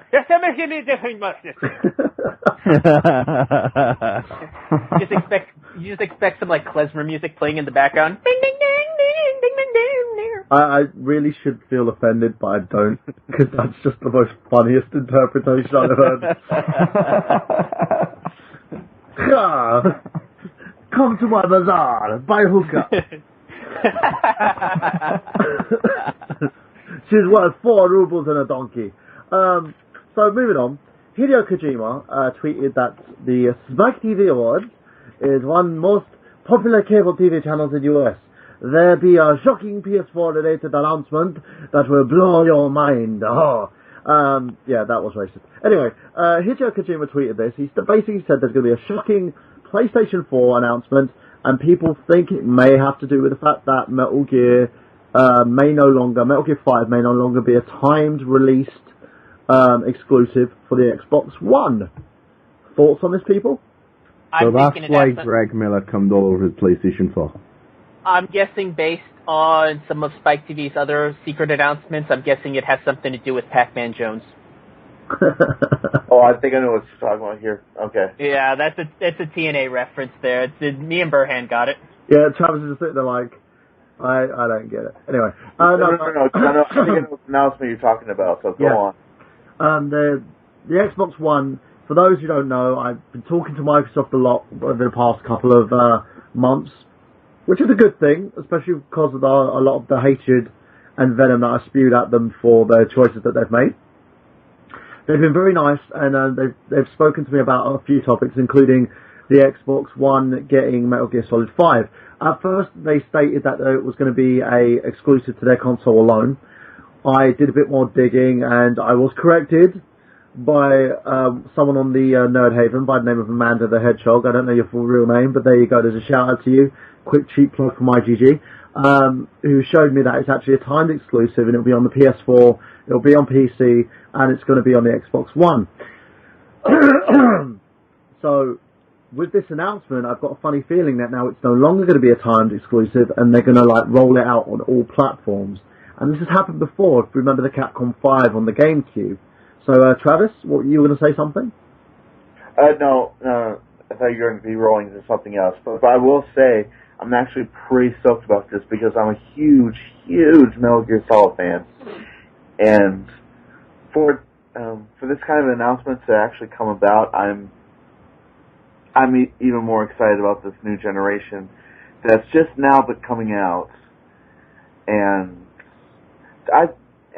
here's another thing too about Metal Gear Solid 5, and it's kind of unrelated to what we're talking about here, but I know that everybody's a little up in arms that David Hayter's not coming back to play Snake, but I really am entertaining this thought about Kiefer Sutherland playing this character. I think he's going to do some justice. Apparently he's a different Snake. This is the thing. This is before, in canonical order, apparently it's before Metal Gear Solid 3. Yeah. It's before Metal Gear Solid 3? Yes. It's non-canonical. And they're going to also be releasing a prequel after this, which will predate this as well and explain a little bit more about Metal Gear Solid 5, flesh out the story. So 5 takes place before all of them, basically. So this is like in the either in the early 60s or late 50s. Yeah, it's a different clone. He's not the Snake that we all know and love. Basically, he's a different. Well, that actually makes me hate the series. That actually makes me hate the game even worse because I've been thinking, all right, if they want to make a sequel to this, fine. Even though I don't know how they would, considering how Metal Gear Solid 4 ends, but whatever. I guess they want to keep it going. But now they're trying to cop out by saying, no, it's different. It's a prequel. Ugh. This is such balls. Here's my like. Did you guys see the screenshots where they're releasing the Metal Gear Solid Snake? Oh yeah, I saw that Deja Vu mission. Yeah, so I mean, like, maybe the announcement could be that David Hayter might be doing this for that Solid Snake. That would be kind of cool. Yeah, that's what I've got a funny feeling. And buddy, in funny David Hayter news, do you know that he was actually the Guyver in the Guyver movies? And he was the second one. No, the first one as well. And he was also in the first one? Yeah. And he was, over here it was called Mutronics, over on your side it was called Guyver. And he was the guy that basically watched Mark Hamill turn into a roach. So there you go. Yeah, I just recently saw Bennett the Sage and Doug Walker's review of that movie. Oh, it was hilarious. But yeah, so he was known a lot for that, and I'm glad that he got the role of Snake, because that managed to kind of wash away all the shit that movie came with. Here's another David Hayter fun fact, actually, that I've always thought was interesting. He actually was one of the original writers on the movie adaptation for Watchmen. Yeah, was he? Yeah, I think it was like the late 90s and early 2000s, he wrote a draft that Alan Moore said he actually prefers. Out of all the drafts that were done of the movie that he got to see, he actually preferred Hayter's version of it. I mean, it completely got rewritten by Warner Brothers once they decided to take the movie in a different direction, but I would have liked to have seen his version of what Watchmen would have come out as. Yeah, me too. In a sense, with Hayter, he's got a lot of hats, and I know a lot of guys have probably known him as just being a voice actor of Snake, but he has a lot of different hats that he wears in terms of what characters he plays, what work he's done. Man, if I could do half of what that guy does, bloody heck, I'll be living. Now, you know what we should do? I challenge everybody on this show, and I challenge everybody out there in listening to this show. Call us at 760-512-7247, or by clicking on the Skype button above the player, or even tweet us, or leave a message on our Facebook page. Give us a David Hayter fun fact. A fun fact on David Hayter. Anything you want. He can be our Chuck Norris. Go on, guys. Give us a David Hayter fun fact. Leave it on the I Got Gameplay page, facebook.com/I Got Gameplay. Tweet us at I Got Gameplay, or call us on 760-512-7247, or by clicking on the Skype button, which does it for free. So there you go. Let's quickly follow through with a few more little bits of news before we move on to our featured topic, of course. The PS Vita TV is out in Japan and has no region lock. But there's an important problem. Kotaku reports that if you purchase the system and you do manage to import it over here, you won't be able to use the PS Vita's online store because it's locked to Japan only. Does anybody care? I do. Why? Because, for one thing, Sony has not made any formal announcements that the system is going to be coming over here. And I was the one that bought that at the SP that came out because as much as I like playing those games on a portable system, I always like playing them on the television set where you get a bigger screen. That was the same way when I got the Super Game Boy or the Game Boy Player for the GameCube. You know, this is kind of stuff that I like to do. And it's great when you're traveling, you can play these games. But I like to play them on a bigger TV as well. And with the Vita, this actually opens a lot of doors for that possibility. I mean, I know there's going to be some games that won't work on it because, as we all know, the PS Vita has a touchscreen on the back of the unit, which I don't know why we need touchscreens, but be as it may. Kind of a Wii U, yes, but still, this is something that with a unit in my house that I can play these really great Vita games on it. But that's the thing, it can still play those great Vita games on it if you buy it on import, but it won't play, you can't actually download it and load anything onto it from the online store. That's the only issue. Anybody else? Does anybody else have an opinion on this before we move on to the next story?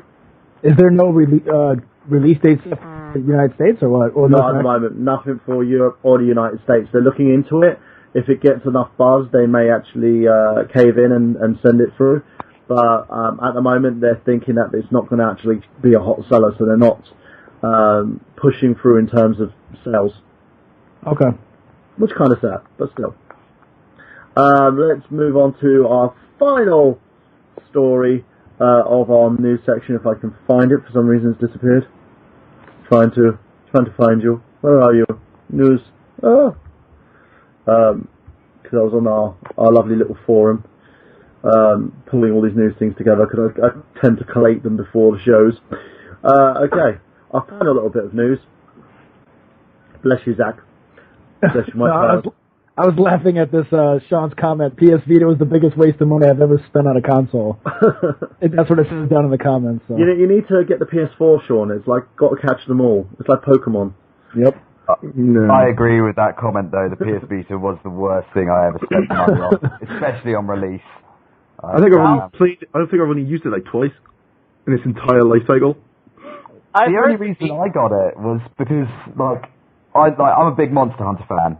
Huge Monster Hunter fan. Love the game. And obviously, most of the portable games had come out on the PSP. And I played the majority of them. I thought, right, Vita, excellent. New console, surely Monster Hunter will be coming out on that. And Capcom basically fucked us. Well, I say us. Fucked people that had bought the Vita thinking, yeah, Monster Hunter's coming out on it, by going to Nintendo and putting it on the 3DS. Like, why? Why would I want 3D bullshit while I'm fighting monsters? Like, no, fuck off with that. I wanted to play it on a nice OLED crisp screen that I'd spent £200 on release day. Like, goddamn, like they screwed me there. And also, last but not least, just moving on quickly from that, a representative from Rockstar Games, the company has published GTA 5 for PlayStation 3 and Xbox 360, excuse me, has reassured a fan that the company, fans, that the company is still committed to patching and creating new DLC and recently released multi-platform video game. In exchange for the comment section of the Rockstar Newswire on November 12th, a user accused the publisher of focusing on other elements, like releasing new artwork images and promoting fan creations, instead of trying to fix issues such as the lost cars and missing stimulus packages. The Rockstar Game representative responded by stating that the development team is working hard in order to address these problems. The company will also keep fans posted regarding to release dates and others, such as the DLC products and stuff that are being released for GTA 5, including the newest DLC, which has just been released. So, what do you guys think of this? Do you think Rockstar's kind of backing down a little bit now in terms of trying to fix issues with online, or do you think they're still committed? My brother has an issue with Rockstar at the moment. What's his issue? He's been resetted back to level 0 and lost all his money and his houses. Oh God, why? I don't know, he logged in this afternoon and he had a message pop up saying, your save data is corrupted, you are level 3. I would be crying right now. I would laugh my fucking ass off, Ipley. Yeah, you would be. Hey, bro. And then walk off. So yeah, he's not a happy bunny. Yeah, I can imagine. Okay. So what did? Let's ask you guys a little bit of a question before we move on. What did you guys do with your stimulus package? What's that? The $500,000, is it? Yeah. Still sat in my bank account, waiting for me to buy a shitty apartment so I can afford to buy myself a fucking boat. I bought I pulled it together with my own finances, bought a very nice upper class apartment, and loads of nice classic cars. Which I've been in. Exactly. Travis, what about you? I haven't really played GTA 5 in a while, so if I still have the stimulus package, it probably You should check online and see if there's if you've got your $500,000. Because I think it still applies to you because you did play in October. Damien, have you got a copy of GTA 5? I don't. I'm one of these few people that actually, while I appreciate the game, it's not for me. I'm not a huge fan of the GTA games. It kind of died after GTA 3, in all honesty. So, yeah, no, I haven't even got the game. Zach? I don't have it. You know, I actually just texted Kyla to call in because she's at work because I don't know what she used hers on. So, but if she calls in, she might. I don't know. I don't have it, so I can't really comment on that. I think she left a comment on her Facebook page on that. I hope she doesn't mind me reading that. Oh yeah, read it. Yeah. Does she'll probably end up stabbing me in the face. Just take a plane ticket and just come down. You read that? Yeah. But she did leave a comment. Okay. Just got my GTA 5 500k, and I said to her I was going to spend $1 million on a tank. She goes, I bought a car, garage, and an apartment because I'm poor. Okay. So Kyla, thank you. Oodles of fun for us. Now, ladies and gents, now that the news is over and done with, let's move on, of course, to today's main theme of the show, which is talking about console launches.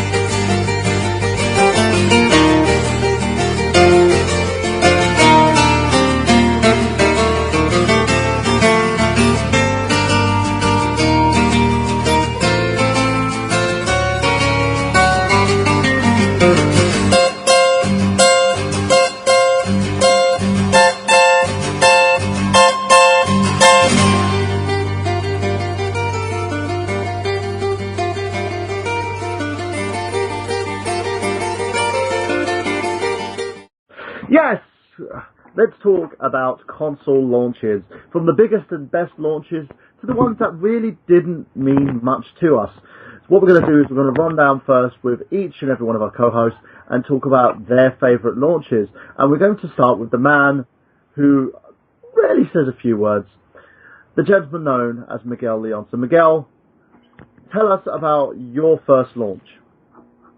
My first console launch that I ever actually noticed was actually fairly recent, was the Xbox 360 launch, and specifically, I remember watching G4's coverage of the Xbox launch. They did a whole huge special where they had representatives at Microsoft's headquarters where they were doing this whole big launch party, and I remember just seeing it and just thinking it was one of the coolest things because it was a dimly lit warehouse type area, and it had the neon lighting that you would see at a lot of these land center places, and all the people that were there had like these little like marshmallow shaped cushions that they would walk around with and sit in front of the games as they got a chance to play them. It had a very almost bro atmosphere to it. I would have loved to have been a part of that, but G4 had their coverage. They were reviewing all the major titles that were coming out, and it was the first time I actually got to experience a console launch that meant something. That wasn't just, hey, this happens to be on a shelf, let me pick it up. Okay, someone has just spammed. Someone's posted a healer. Looking for a skilled old school gamer who can assist and play through for Secret of Mana and Super Nintendo. Qualified applicants must submit a resume qualifications including a list of gaming accomplishments as old school game releases prior to 2000. Must be able to display high levels of... Oh, okay, this is a joke ad. Any formal gaming awards and a list no less of 3 references can confirm video gaming prowess. I don't know what to say to you, Craigslist person. But if you guys want to check it out, you can do on the I Got Gameplays Facebook page. I'm on it. So I got whoever this good healer is. So yes, mine. I think mine was a different one. I've actually never attended a console launch apart from the Xbox One's console launch, and that was fine. It was we managed to get to grips with the console beforehand, went on the tour, got to an understanding of what the console could do, and it was very effective, and the promotion was more positive than what they had going on in E3. So let's move on to someone else. Let's move on to you, Damien. What was your first launch? Well, I remember when the PS2 launched, and I just started secondary school when this had launched, and I remember being extremely excited about that, but obviously being sort of 10, 11 years old, I didn't actually get to attend it. But the main one was for the Wii. Now, obviously when the Wii came out, it was in such high demand, and I happened to be one of those poor saps working in-game and having to deal with customers coming in on a daily basis saying, have you got any Wii's in? Have you got any Wii's in?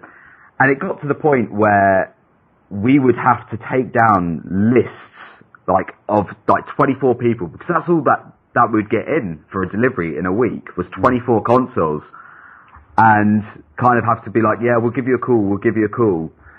And I remember one day, I just got paid that day and I was working, and my manager turned around to me and was like, right, when people call up, take down the first 11 names, that's all we have. And I turned around to my manager, I was like, can I put my name down? And he kind of looked at me as if to say, are you kidding me right now? Like, we've got customers that have been demanding this for months. I just said to him, well, let's put it like this. My pay that I've worked for working here is going straight back in the till, so you can't really complain about it. And he kind of looked at me with the idea of, well, if someone doesn't come by 2 o'clock, like, we were really harsh on, like, how long people had to kind of come and get it.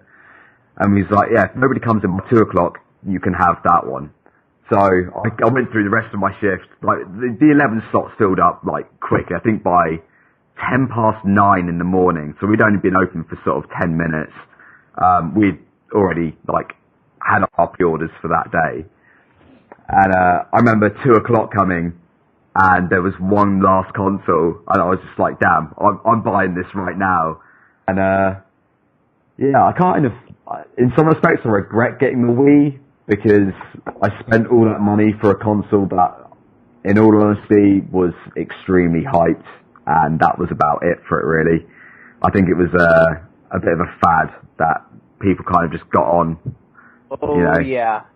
Trust me, it's funny you mentioned that, because I recently visited my local flea market that's right next to where I live, and one of the flea market, one of the much larger areas of the flea market that kind of is a general item type stuff, they have a whole table just full of just Wii's for like $20 they're selling off. I mean, to say that console was oversaturated is an understatement. There's an Xbox fanboy who's on our Flash chat, and he's basically stating that the only console launch he's taken part of is the original Xbox launch, and you got the Xbox with NFL Fever and Halo. But I'll be getting my Xbox One on midnight Friday. I pre-ordered it immediately after it was announced at sale on E3. So let me ask you a question then, Xbox fanboy. Do you think after all the negative publicity that the Xbox One has gotten, that it's still sort of a worthwhile thing to get? Because I know there has been a lot of positive publicity that's come through with the Xbox One tour, and I played through it myself, and it's really, for me, at the moment, I am kind of swaying towards that console. But why? What's the reason why you're deciding to get it? That's my question to you. So moving on now. Shaun, what was the console that the console launch that you went to? The console launch I went to was Gears of War 3, and we're doing the limited edition Gears of War 3 console, which I purchased. Which, looking back, I don't know if I'm happy with the purchase or not. To this day, it's good, but it's very meh. Wait a minute, The sounds on it are awful, though. Like, when you turn it on. Did you say Gears of War 3? Yeah, he named the console, like the special edition consoles of like 360s. Oh, okay. I was like, wait a minute. How can that be a launch with the 360? That Gears of War 1 wasn't a 360 launch. I got confused. Sorry. Xbox One fanboys responded by saying that the 360 is a great console, but it's underpowered, and the new gen should have started 3 years ago. I'm excited to get my hands on a proper current technology. Do you guys think that? Do you think that's a good statement here, that it should have started 3 years ago, that these new consoles should have been shipped out? It depends. Yeah, I agree with that. It depends, really. I mean, for me personally, I like the idea that consoles are having a longer lifespan. Like 10 years now is sort of the average lifespan before a next-gen console comes out. With the exception, obviously, with a few, like from PS2 to PS3, it wasn't a huge difference. But, I mean, I like the fact that they've got that kind of longevity, and it kind of gives that, I don't know, it gives me my customer satisfaction knowing that as opposed to sort of PC gamers, I'm not having to upgrade my hardware every 3 years a push. Yeah. So I kind of enjoy that they get that little bit longer. But also his comment of saying getting the new technology, well, it's not really that new. I hate to kind of put it across. I feel kind of bad. To be fair, though, some aspects of the PS3 and the PS4 and the 360 are new. I believe the memory on it, the RAM that it uses, is actually going to be it's going to be the first hardware to use DDR5, which is a much more advanced memory technology that isn't even available for most PCs. I think it's experimental right now, but I know that the PS3 is using it. I think the PS3 was using the PS4. DDR. Yeah, I was going to say PS3 was using DDR3, and the PS4 was using GDDR. The Xbox fanboys just basically gave a rebuttal here. Says the specs are as good as middle of the road gaming PCs and as much user friendly of a price. So do you guys agree on that one? Yeah. Oh yeah. Yeah. Yeah. Yeah. But yeah, in the whole debate of PC versus console, I think we will have to do a show on that eventually, because it's a very, very big topic. Master Race! Yeah. But we are going to talk, because I think me and Xander were actually talking about this the other day, and how you've got a lot of PC fanboys who sit there and they just shit all over console gaming. But at the same time, it's like you don't really want to upgrade PC after PC after PC. You just want to buy one thing. It's got everything involved in it. It's all in one. There's no issue with it, you know. So moving on from that, thank you very much, Xbox fanboy, for the comments. I want to quickly ask you one more question. What are you going to be purchasing with your Xbox One? There you go. As he's mulling that one over, let's put it back to the host here, Zach. What was the first launch you went to Well, I mean, I've been gaming since, like early 90s, maybe late 80s, and the first console that I've ever had on launch day, and I don't even own it, is Kyla bought the PS4, and she got it on Friday, and that is the first time I've ever played a console the day it came out. I was watching Xander's last video about look back at the N64, and he had a great point in that, that back in the day, it was like, I didn't realize that things had, they would be like, this is the day this launches. Like, it was kind of like you go into the store and like, wow, there's something new here. And I really 100% agree with that, because that's kind of how it was for me. You just go there and wow, I didn't even know this exists. I didn't get a lot of, I wasn't subscribed to a magazine back then. So I would get like my cousins maybe like, a year after they were old or whatever. So, and then you kind of find out everything. So, but I was really happy that, this is also Kyla's first launch system. So, we get to kind of like experience this together. We, from unboxing to playing. I mean, I was playing it all day today. I had a blast playing it. I was playing one of the launch titles that was called Resogun, and it was awesome. I loved it. I played it all day. I think it was made beautifully. I think everything is really streamlined, even on the interface. I just had a blast with it. So this is the first one I've ever been involved with. Now, I just got a little quick rebuttal from Xbox Fanboy. He says that he's going to be getting Forza, FIFA 14, and he has ordered Watch Dogs, but because of the delay, he's going to be picking up Dead Rising 3. So again, you've got a lot of quality launch titles here. With the PS4, though, Zach, do you think that the lack of launch titles, physical launch titles, is hurting the system? I think it's going to hurt the system.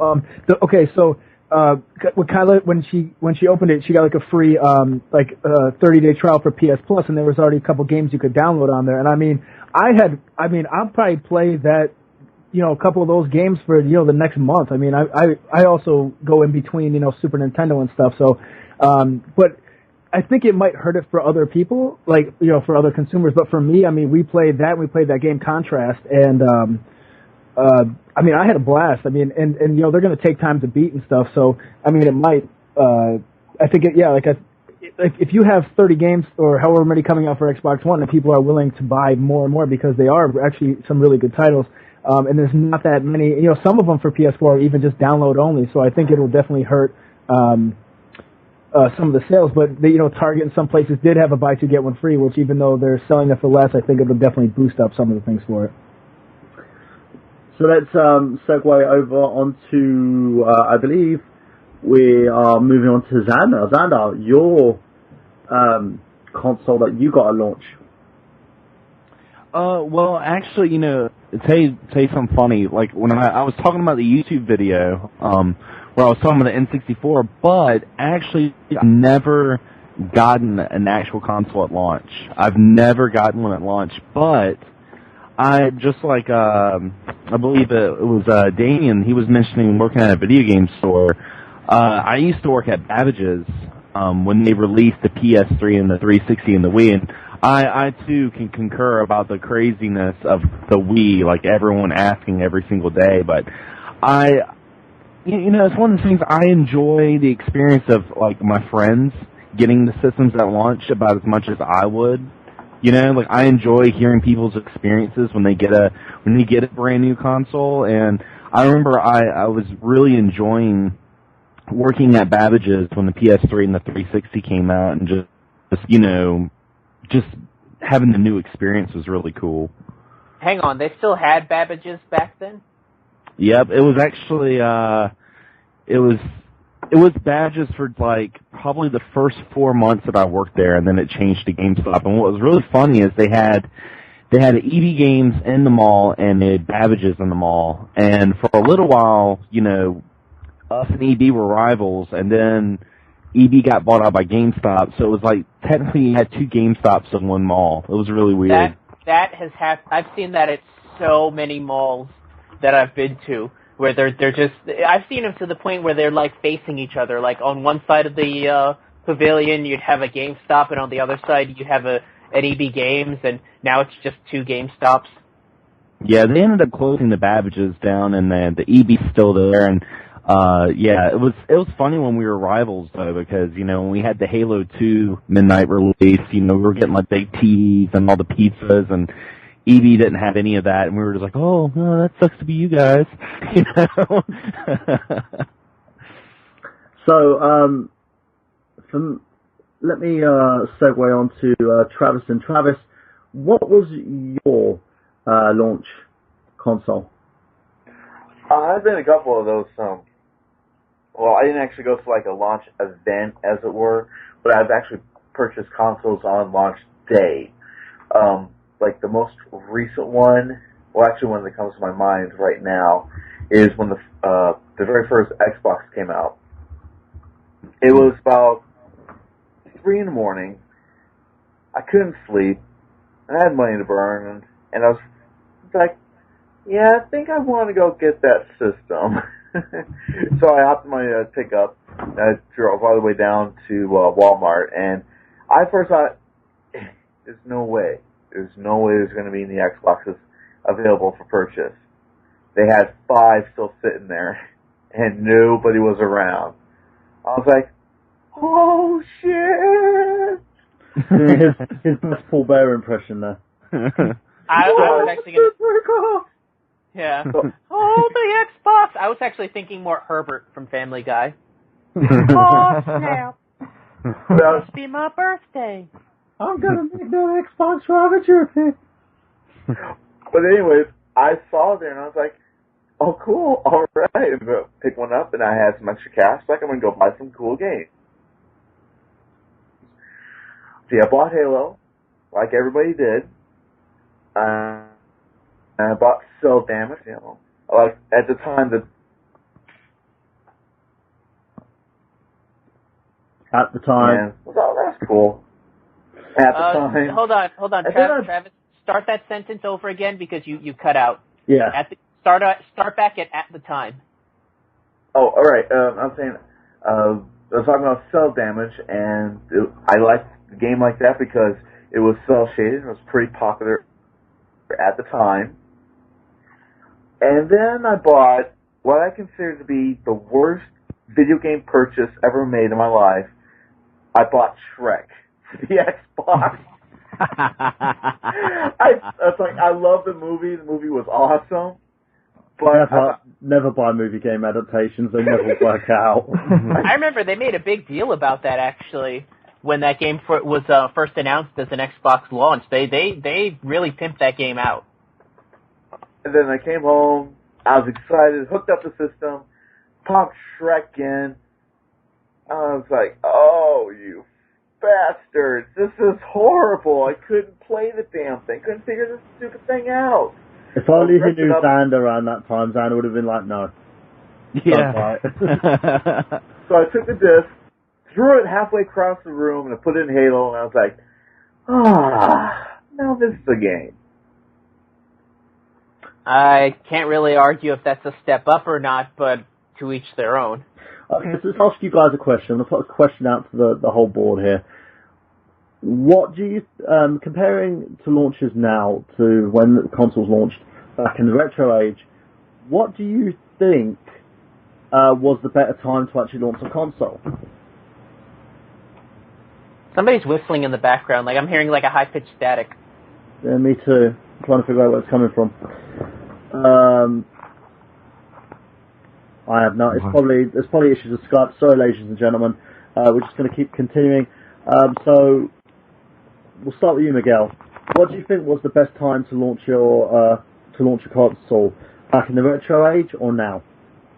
Probably now, because in the retro age, the market was so new that you really couldn't do a launch like today as far as a wide mainstream launch, that you couldn't do that back then because the market was just so uncharted. I mean, we'll go into that when we talk about some of the more specific launches, but most people were not as open to making a big deal about video game launches as they do now. I mean, look at what you guys have been saying as of late. I mean, you really, this and the previous generations are the only two that I can think of to where launches were a media circus. Before it was just kind of, hey, we're going to be having this console come out, on this coming Tuesday, come in and pick it up. Yeah. Okay. Let's go to you, Travis. What do you think? So, same question. Was it better back in the retro age or now? Gosh, that's a tough question. I would say I'm gonna have to say retro on this one because my heart will always belong to the games we had like 20, 30 years ago. Because I mean, not saying that the games today and the new systems aren't worth the biggest money. They are. They are definitely worth owning, playing, all that stuff. But the thing is, though, people today it's become so rabid, you know. It's just people just it's about like those pre-orders and people are fighting over about my system's better than yours and blah blah friggin' blah. I really felt back in the day it was a bit more relaxed, you know. It's like what Miguel said. It was a time in the entertainment industry where video games were such a new thing, and where compared to nowadays, it's very, very rampant and everything. It's a lot crazier today than it was way back then. But I'm going to say retro for this question. Okay, Zach, same question. Okay, now obviously from a business standpoint, you're going to say today because like someone said, everything's so much bigger now and all that kind of stuff, and you have people who are really hyped and stuff. But I will say this, that you look at Super Nintendo's launch in the United States. These are the launch titles: Super Mario World, F-Zero, Pilot Wings, Gradius 3, and SimCity. I mean, 4 of those games I still play to this day, and I still think they look amazing, they play amazing. There's no updates to those. At this day and age, it's a lot easier to put out a game and be able to patch it later. So these games still hold up over, 20, however many years they've been out. You look at the Bouncer, you look at, launch titles for PS2, PS1, some really early games, even PS3, and they have not aged well.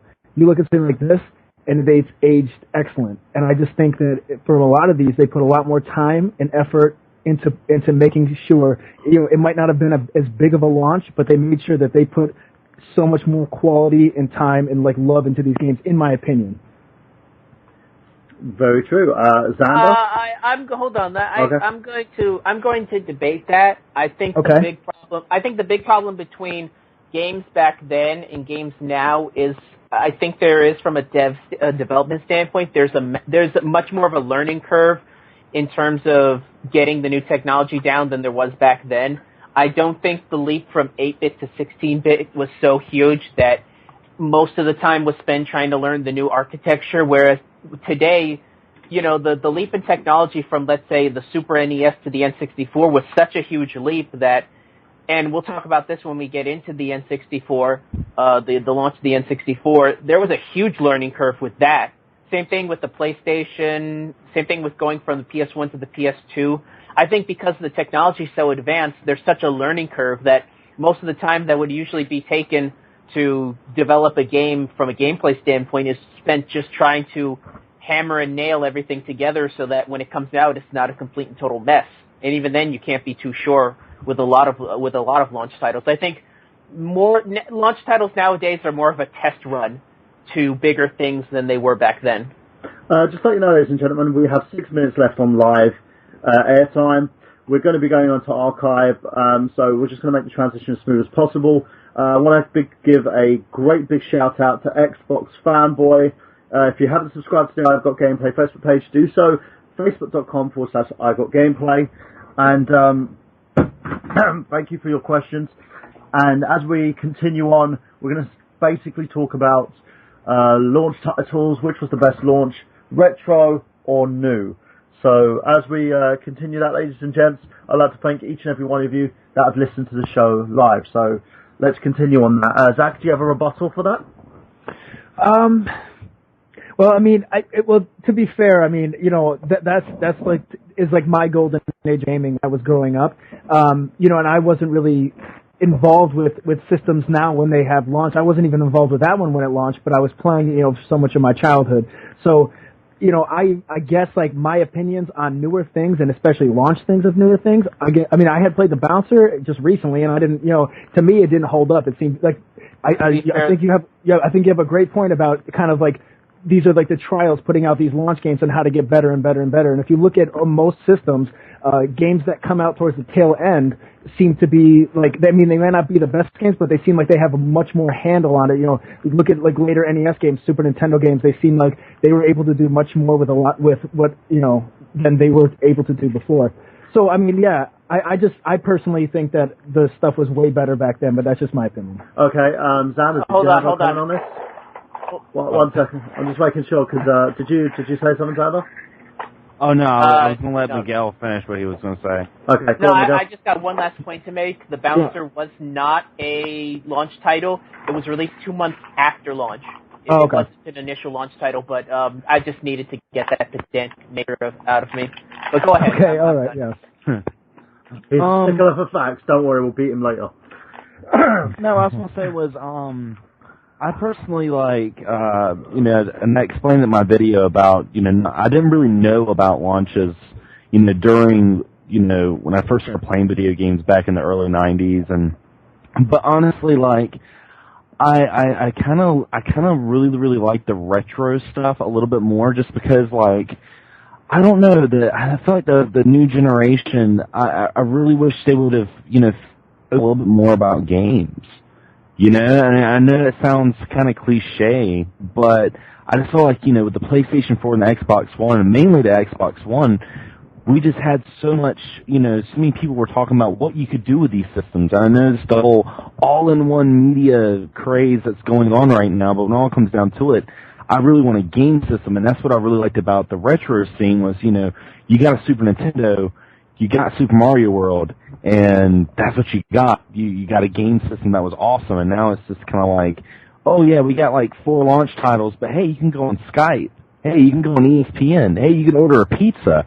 So I give 2 shits about that stuff. I just want to play video games, The big thing is that now the gaming, I think gamers have I'm hearing an echo. Has anyone got I got gameplay player on in the background? No. Okay, we'll just have to deal with it, Miguel. Keep going. Alright. I'm not hearing it anymore. Okay, I think the problem with that is that I think in terms of gamers, we've pretty much wrung that well dry, and I think console manufacturers nowadays are realizing that in terms of games, they're kind of competing more with they're competing with Android tablets, and they're competing with smartphones, and you've got now all these little Android mini consoles that are coming out with. I think from a game standard, they're seeing more and more competition in terms of trying to get people's attention. So they're trying to broaden their horizons more towards being the everyday console. They're trying to get a hold of those people that maybe wouldn't buy an Xbox 360 for the games, but they'll buy it as like an internet browser or a Netflix box or something like that. Okay. I think in terms of games, they're just realizing that, it's a lot harder for us to really have the attention of the average player, because they can just, pull up an Android tablet and play Angry Birds, Okay, well, here's what I think. I mean, that's all fine and dandy and all that stuff. I'm with Xander in this. When I buy a game system, I bought it just to play video games. I don't give a damn about browsing the internet. I don't give a damn about watching movies on it. I don't give a damn about anything but playing video games on it. That's all the reason why I bought a game system, so I can play video games on it. And because of all these added features, just to let you know as well, we've lost Travis there. Travis, you still there? No, he's... yeah, go on. Okay, can you hear me now? Yeah, go for it. Right. But I buy a game system to do just that, to play video games. I don't buy it for a movie player. I don't buy it for all this other stuff that, honestly, I don't give a rat's ass about. Sure.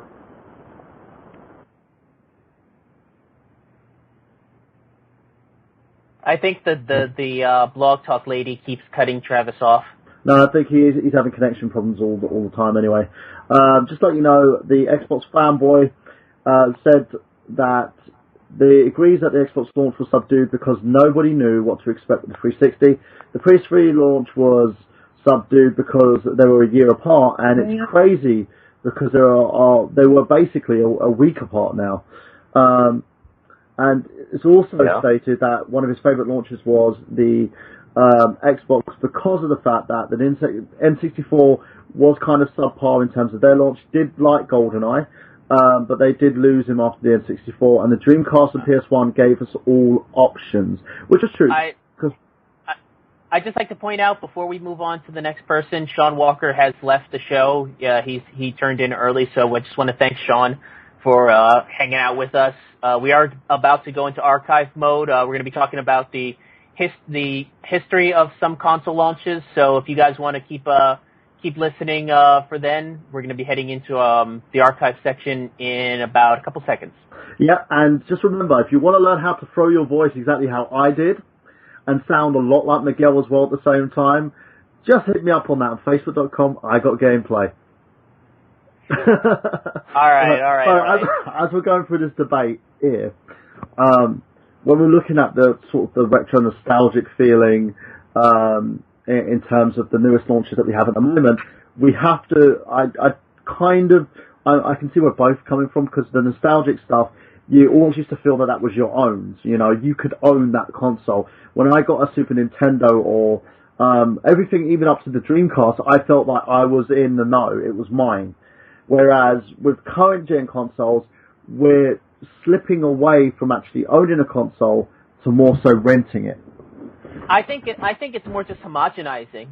You know, the gaming console as we know it is going to start fading away, and it's going to turn into the every box. You know, it's not going to be just for playing games, although it's still going to be a big part of the box.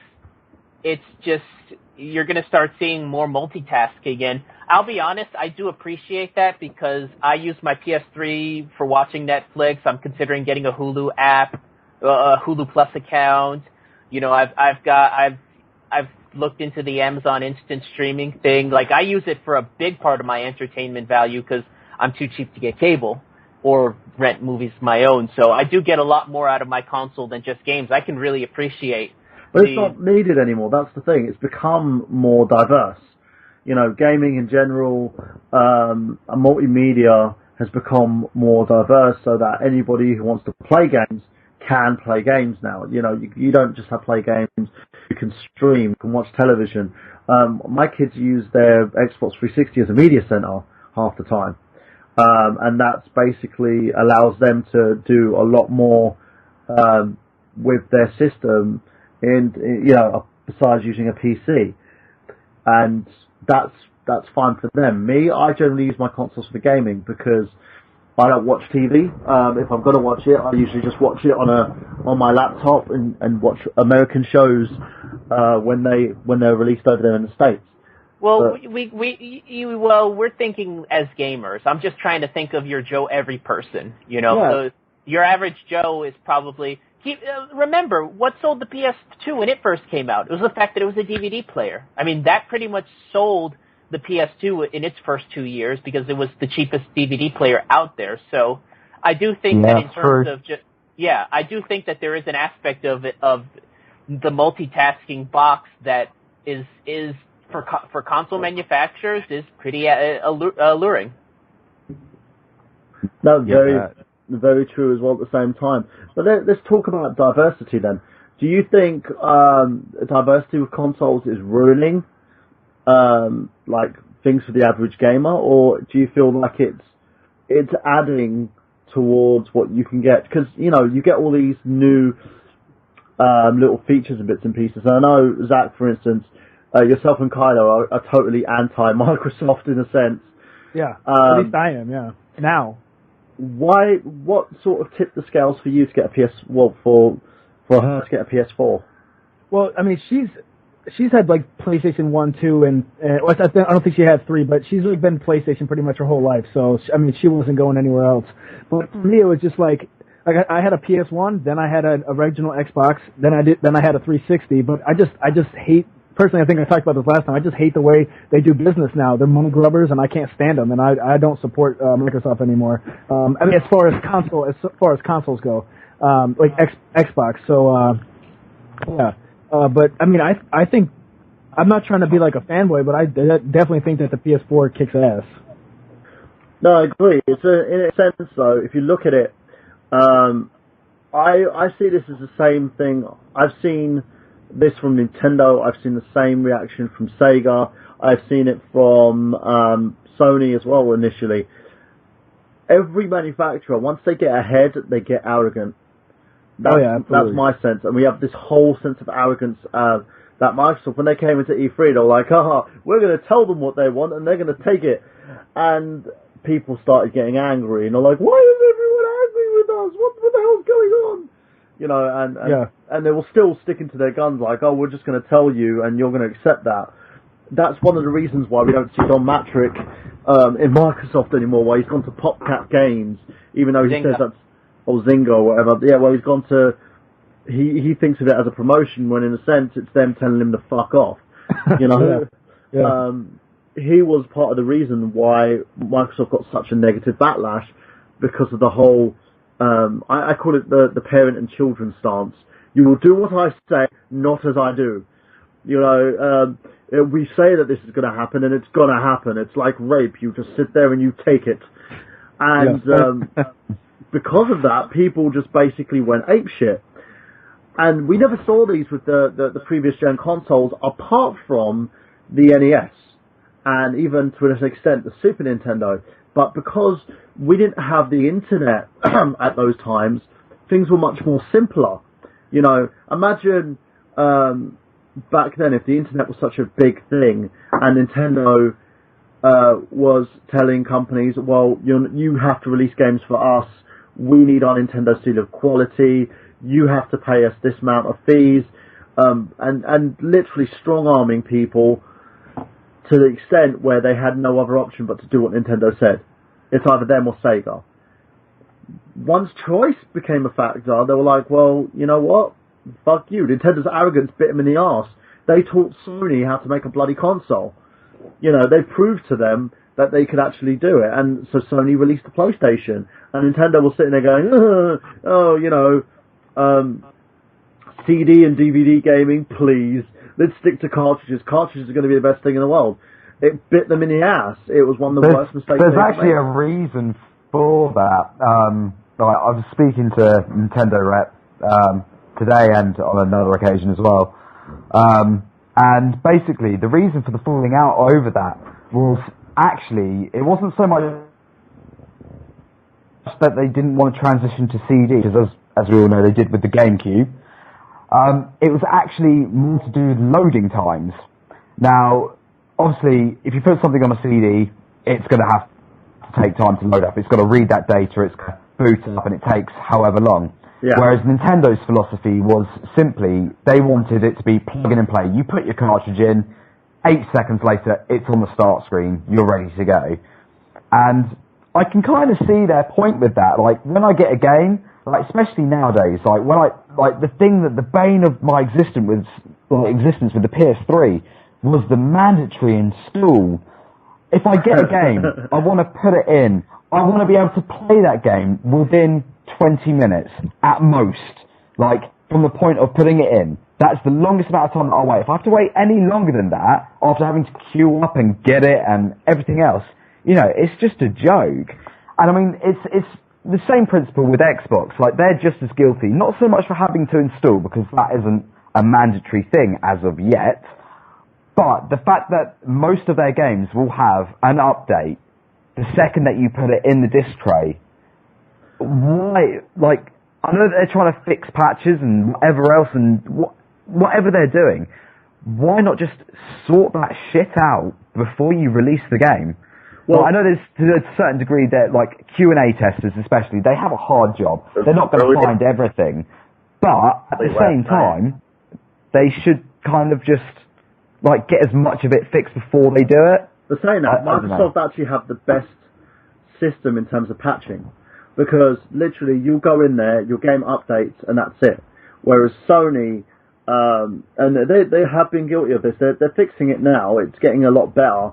But they used to have to do like updates that last you for freaking hours upon hours in order to get the console working. Does everyone remember the Wii U Day 1 update? For those of you who heard of... You mean the one that if it didn't finish loading, it pretty much bricked your system? Yeah, it was literally you plug the machine in. This is what happened with me. I had to leave the system on because Damien, I think you can attest to this. We don't have a great internet connection over here in the UK. No. And and they're really shafting us at the moment because of the fact they're trying to get everyone to switch over to fibre, so they're limiting the amount that we're getting on broadband. And I put my Wii U in, I plugged it in, set it up. I had to wait 3 hours for the thing to download the update. 3 hours. But after that, the console was fine. Every time an update needed to install, it installed the update and the game played. But that first initial update, I was literally, if I had hair, I would have pulled it out. I was pulling body hair out. It was just like, frustrating. Fucking just play a game. I want to play a game. It wouldn't let me do anything. I had to sit there and just watch as the bar was just going a little bit, then a little bit, then a little bit. And, if I judged the entire system based on that one update, that console would have been out my window. It was that bad. Now, let's segue from this from a little bit. Miguel, do you have any other questions that you want to ask? Because I know you had a list of things that you wanted to talk about before we... I didn't have so much questions. I had I was gonna actually talk about some key parts, some key bits of info about different console launches. But if you have something else you wanted to get off your chest before we do that, it's up to you. No, that's fine because I believe at the moment I think that's what we need to go into a little bit. Let's talk about a few key things before we end the show on plugs. So. Over to you. Well, I did some research and I looked at a lot of the more recent console releases. I didn't go into anything before the video game crash because the market was so different at the time. I mean, Atari, the Atari consoles, the Intellivision, the ColecoVision, those were really looked at as toys, and that's one of the reasons why we had the console breakdown was. Other companies were releasing their consoles as just like these little kids' toys, and they flooded the market. So I went from the NES launch on, and I just looked at little bits of information, little fun facts and things like that about each person's launches, and I picked some of the more noteworthy ones. And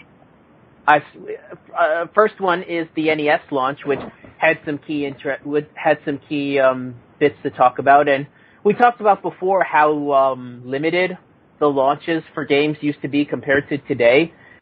The original Nintendo launch, actually, they launched on October 18th, 1985 in town. They did a test run in New York City in late '85, and they didn't actually release the console nationwide for until the beginning of next year. So I think they went a few months where they were only available in the New York area before they went national. You'd never see that today. You'd never see a console limit their launch to something like that. Another bit of information, and probably this has always been considered like one of the bigger blunders of the video game industry.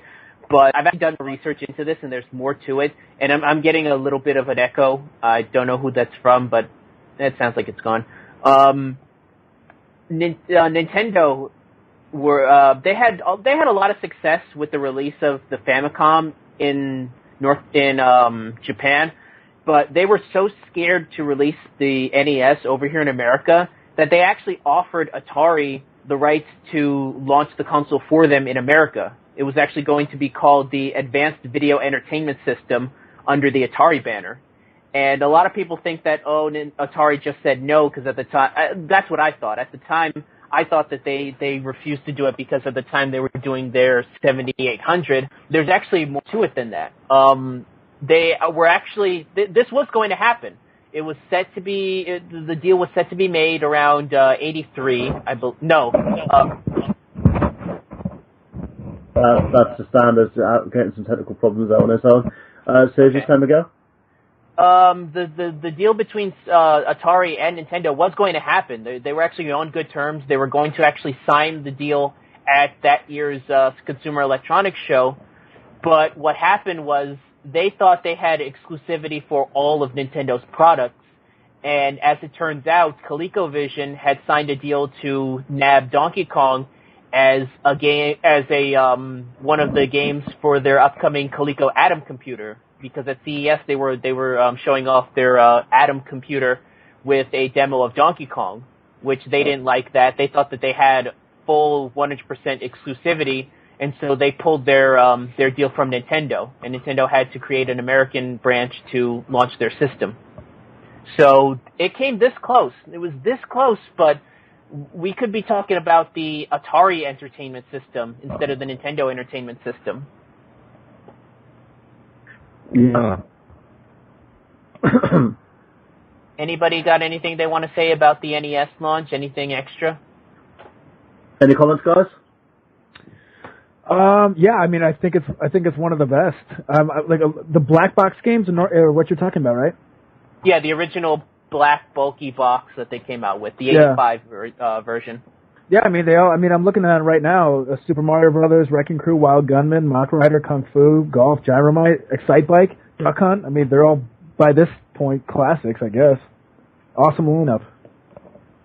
It's a pretty solid lineup. I don't know if you'd say it's one of those lineups that was sold on one game specifically, because, you could say that Super Mario Brothers was the go-to app, but I don't know. They had some other ones. One of the big selling points was Rob at the time, and he had his games. So, I would think that it's more of I think this is one of those console releases, and we'll talk about another one later, that was very much a general purpose console release. That their launch titles, it wasn't built on just one launch title, is what I'm trying to say. Yeah. So if that's pretty much taken care of, one of the ones that I wanted to talk about was the Genesis launch, which is actually pretty. It's funny. We talked about Atari passing up on the NES. I didn't realize this. They actually had the opportunity to get the rights to the Genesis. At the time, the only distributor in America that Sega had for their consoles was Tonka, the company that makes those kids' toy trucks. They were the distributors for the Sega Master System. And so when the Genesis, the Mega Drive, was announced for America, they didn't want to go through Tonka because they didn't want to be labeled as just a toy. So they actually went to Atari again and offered the exclusive rights to manufacture and sell the console in America. Wow. And unfortunately, this one wasn't a deal where they were all happy and hunky-dory with each other. Atari actually said no to this, in their words, saying that it was too the deal to acquire the new console would be too expensive. They wanted to focus more of their business on the Atari ST computer. I think this might have been post 7800, but pre Jaguar. So it's just I groaned when I first saw that, because I'm like, you know what, I could forgive them for the NES debacle, but this is probably a bigger lack of foresight. I mean, considering how big the Genesis was in America, just to think that they could have had a hand in that is just it's so unfortunate. Huh. So what? It's one of those things, though, isn't it?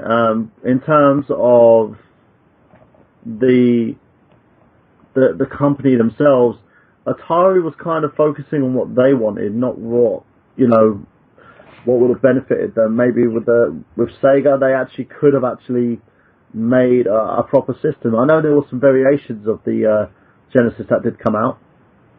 Well, I was going to say... Oh. Go ahead. Well, I was going to say, too, at the time, the person that was running Atari, I forget the guy's name, but he's actually one of the guys that, I believe he was a part of the Commodore 64 as well. But he hated video games. Like, he was more focused on the computer, and, that's the reason why the 7800 was put in a warehouse for so long, because he didn't he didn't want it to come out. He was more focused trying to go against Apple and the whole Commodore thing. So that would probably explain why they kind of turned down Sega's, because they're just kind of like, we don't want to be a part of video games. Just as a heads up, that CEO you're talking about, his name is Jack Tramiel. Yeah, he was the founder of the Commodore International, which is the company that made the Commodore computers. Yeah. I think it's weird because I can understand Nintendo going to Atari because it was gonna be their first ever doing things in America. But with Sega, they had already put out the Master System, so they had already been around in America. So I don't understand why they went to Atari and why they just why they were even going that route. Anything you can do, I can do better. No, the reason is their distributor for the Master System was Tonka, the toy company. Okay. And I think for the Genesis, they were like, we don't want to be associated with just being a toy. We want to be associated with a bigger brand. So the only other big name at the time was Atari. They were still kind of technically still a name. So they were like, let's just play it safe. Let's have these guys kind of distribute the console for us. They'll get a bit of a cut, and we can get our name out there. In fact, this actually led to the creation of Sega of America, the American branch for Sega. They actually made it so that they can release the Genesis here. And they had a partnership with Amstrad as well, didn't they? I don't know. Amstrad is isn't it? Yeah, they released a CPC computer which actually had the Genesis slots inside it, so you can actually use it like a PC and actually play Genesis games on it as well. It's rather rare. You're thinking of the Terra Drive. Mm-hmm. It's actually, that was IBM that made that. IBM. Oh, no, wait, no, it's, the Amstrad, I believe, came out after. Yes. The Terra Drive came out in 91, the Amstrad Mega PC was 93. I'm looking at a picture of this thing, that is sick. Hell yeah. They actually have some interesting, multi-consoles out there. I remember, there's a reviewer on YouTube by the name of Gamester81, and he actually reviewed a combination Laserdisc Genesis console where it was a big Laserdisc thing, but it had a slot where you can put in a Genesis module and play Genesis games through it. I believe they also had a module you can plug in to play TurboGrafx games as well. Yes, I saw that. John Gamester, big shout out to John. Basically, he actually has that, and you can just pop these little modules, but the modules themselves were like $1,000 each or something at the time. It was ridiculous. They were so far high end in terms of like premium, and the sales were rather limited in those systems. Mm. Well, from then we move on to probably one of the most botched launches. Well, second. Oh, no, wait. Before we get to the one I'm talking about, I also want to bring up what a lot of people consider to be the worst launch in console history, the 3DO multiplayer. 3DO. Yeah. Let me give you guys a hint on how bad this console launch was. Do you guys know how many games launched with the 3DO when it launched on October 4th, 1993? No. Yeah, guess how many games launched with that console? 3. Lower. 0. No, you actually had it right. 0. The only game, technically it's 0 because the only game that launched with it was a game by the name of Crash and Burn. It was a racing title, and it was the pack-in game that came with it. So technically, yeah, there was a game with it, but there were no games on the market when this console first launched. I think EGM magazine labeled it as the worst console launch in history. Such irony too, Crash and Burn. Yeah. Oh. It blows my mind that this even happens. Like, who would take all this money to make a console, to put packaging, all this kind of stuff, ship it out, and have nothing, like no support for it, nothing. It's not just that. When the 3DO launched, it launched at $699. Yep, yeah. Oh, Jesus. Yeah, and we complain about consoles being launched today at the prices they are. Jesus.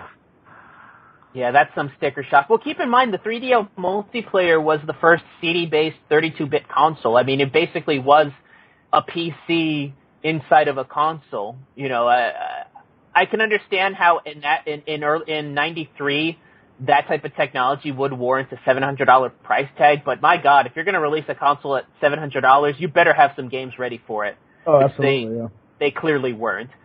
But segue from that, we're going to go to what I consider to be the second biggest console bust in terms of a launch in history, the Saturn. I'm going to have to amend myself because I talked about this in my Video Game Bombs episode, and I have to make a bit of an amendment. I got my information wrong for that episode, so I'm going to clear up some of the things I said.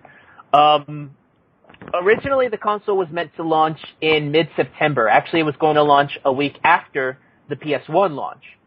But the PS1 was getting so much hype and so much media frenzy that Sega decided to pull a fast one on the video gaming industry, and they actually decided to, not after their big presentation at E3 that year, which was, I believe, in May, they all of a sudden came out and said, yeah, we're not launching in September, we're launching today.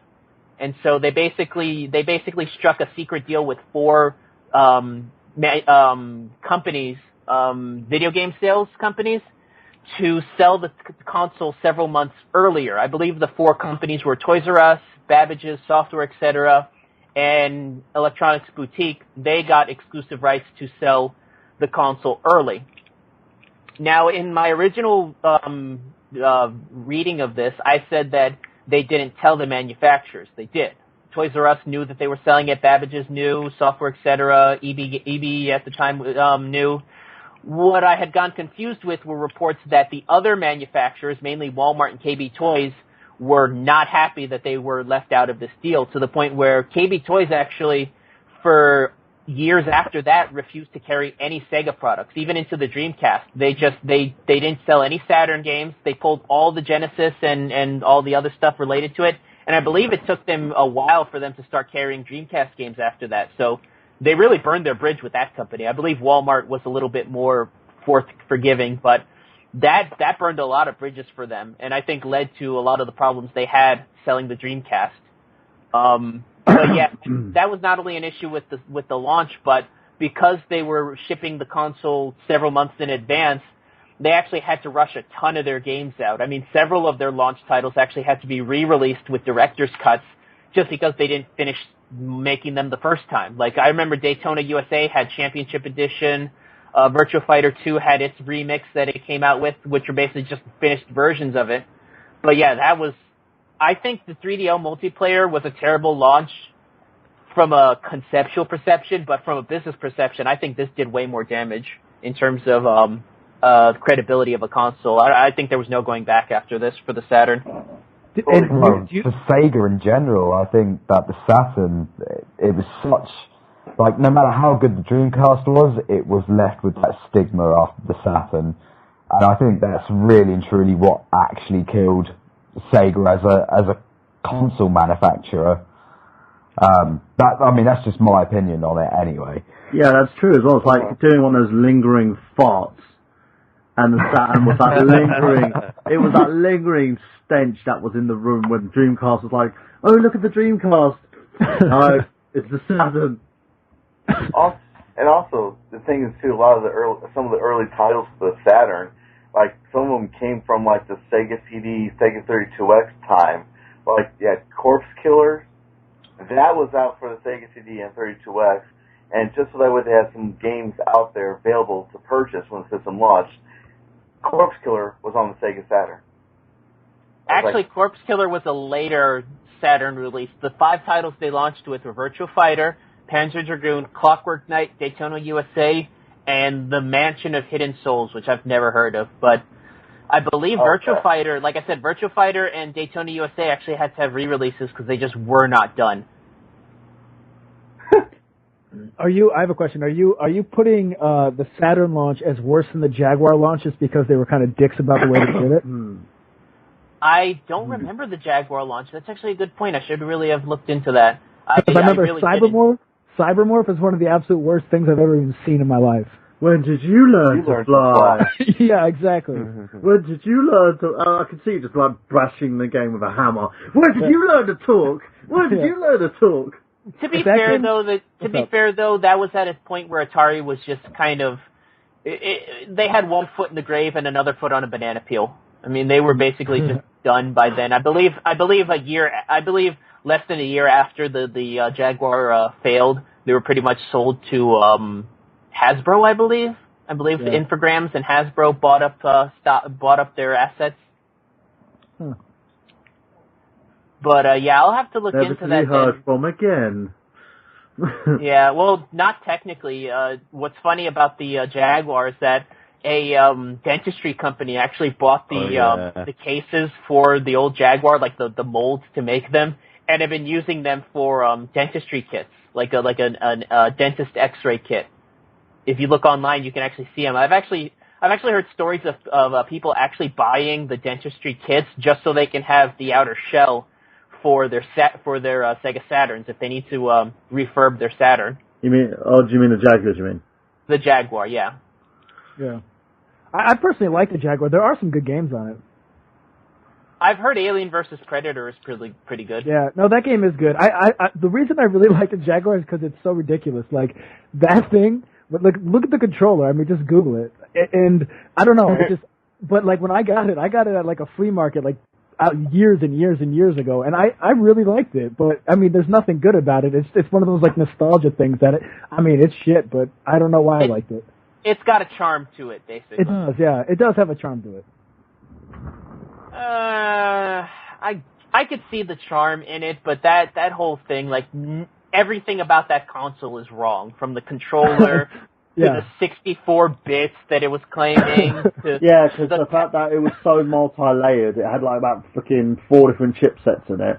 To the point that no one could actually make a freaking game for the thing because they had no idea how the layout was. Too complicated.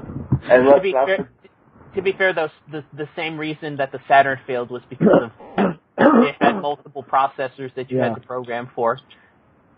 And let's not forget the Jaguar CD. Yeah, the Jaguar CD. That was horrible.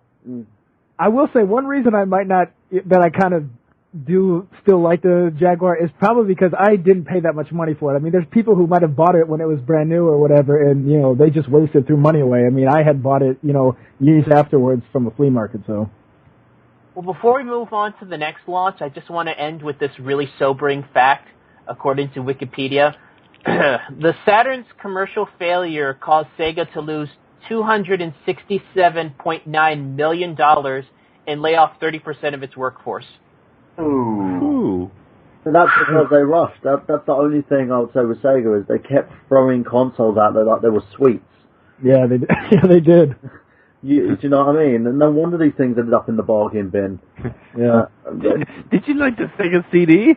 Try the 32X. Yeah. You like the 32X? Now try the 32X CD. I combine both.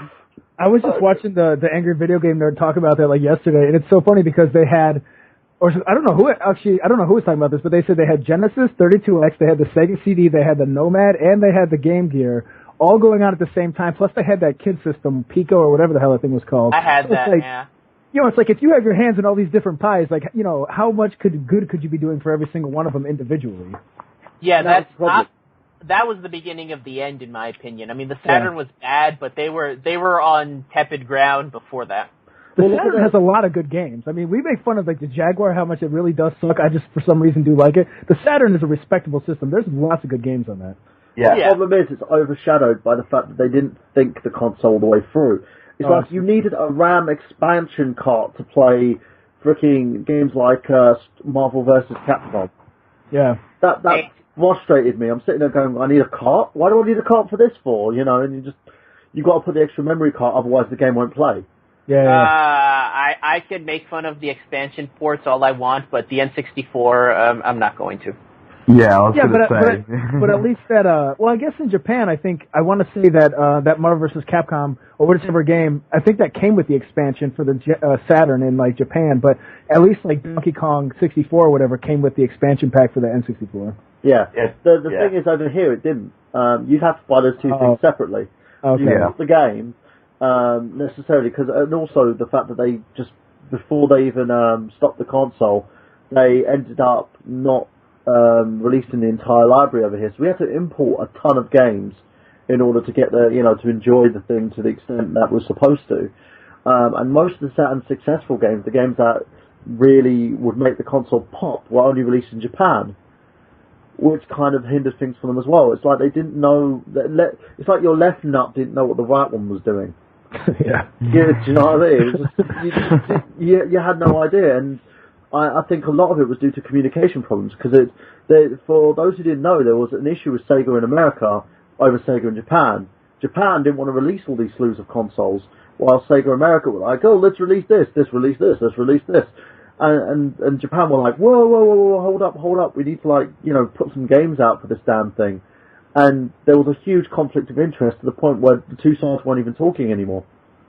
Well, it was a situation where they didn't want to fragment the Genesis market, because I believe at their peak, the Genesis was in 75% of people's homes, like video game players' homes.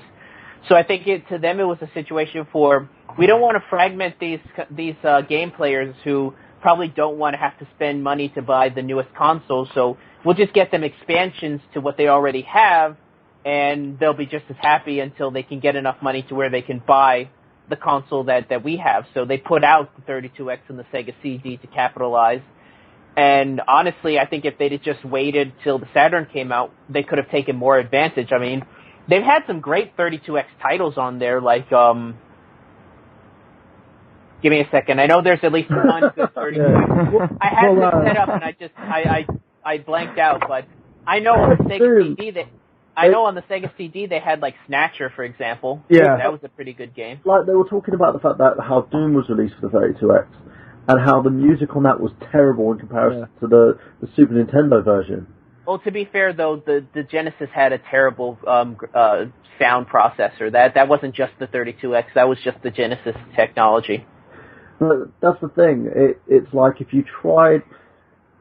Apple kind of learnt the same lesson with this as well. If you try and cater a high-end product to every man won't buy it. Because that's not your market anymore. You lose the everyman. You lose the average Joe, because you're basically spending tons and tons of money on a system that is not going to cater towards your flavour. It's not going to be the system that you need. But anyway, the segue from that and go on to the next launch. Well, I'm going to talk about this briefly, only because we've mentioned it before, but I want to talk about the N64 launch, and I actually want to throw out another bit of trivia for you guys. Now, the N64 launch had 2 games at launch. One of them was Super Mario 64. Can any of you name the other launch title for the Nintendo? Pilot Wing 64. Wave Race 64, wasn't it? No, it was Pilot Wings. Pilot Wings. Pilot Wings was the other console. I mean, it's safe to say that the N64 was a one-game console. I mean, you bought it for Super Mario 64. I mean, heck, I bought mine about a year later, and even I bought it for Super Mario 64. Oh, yeah. I mean, it basically was a one-console release, but it was a pretty successful release. I mean, it was a very humble release. It wasn't a huge hit as, the Super NES or the NES before it, but it was pretty solid. And we'll get back to Nintendo in a second, but before we get to that, I also want to bring up the Xbox. And I wanted to bring it up because this one actually has a bigger impact in terms of its launch than most others, specifically because it launched on November 15th, 2001. And I remember they made a big media deal about this because the event that they were doing for the launch was actually in Times Square. And this was one of the first big post 9/11 events that they were doing in New York. And I remember they made a big deal about it. I believe the mayor was there to sign off on the launch. Bill Gates was there to help hand out Xboxes. This was one of the first big media event launches that I can think of, at least in the pre-Xbox 360 era. And as much as I'm sure the other games were good, I venture to think that this was probably another launch that was just built on one game. I mean, I don't remember people freaking out over the likes of something like Shrek, or let me see, what were some of the other launch titles? Fusion Frenzy, Mad Dash Racing, Oddworld Munch's Odyssey, even though that was a huge launch title that they announced for it. But I mean, yeah, you got stuff like Jet Set Radio. Oh no, wait, that was a Japanese launch. You got games like Well, Project Gotham Racing, I remember being a pretty big series. Yeah, that was a launch title. I think the only one I can think of that's worth mentioning is probably Dead or Alive 3. That was the launch title. That and maybe Tony Hawk's Pro Skater 2X. Maybe. Oh, that was the time when everybody and their mum was releasing a freaking fighting game. So they had Virtua Fighter on the Saturn. Then there was like Tekken on the PlayStation. Yeah. Soul Calibur was around that time, or what was the original for it? That Soul Blade. Yeah, Soul Blade.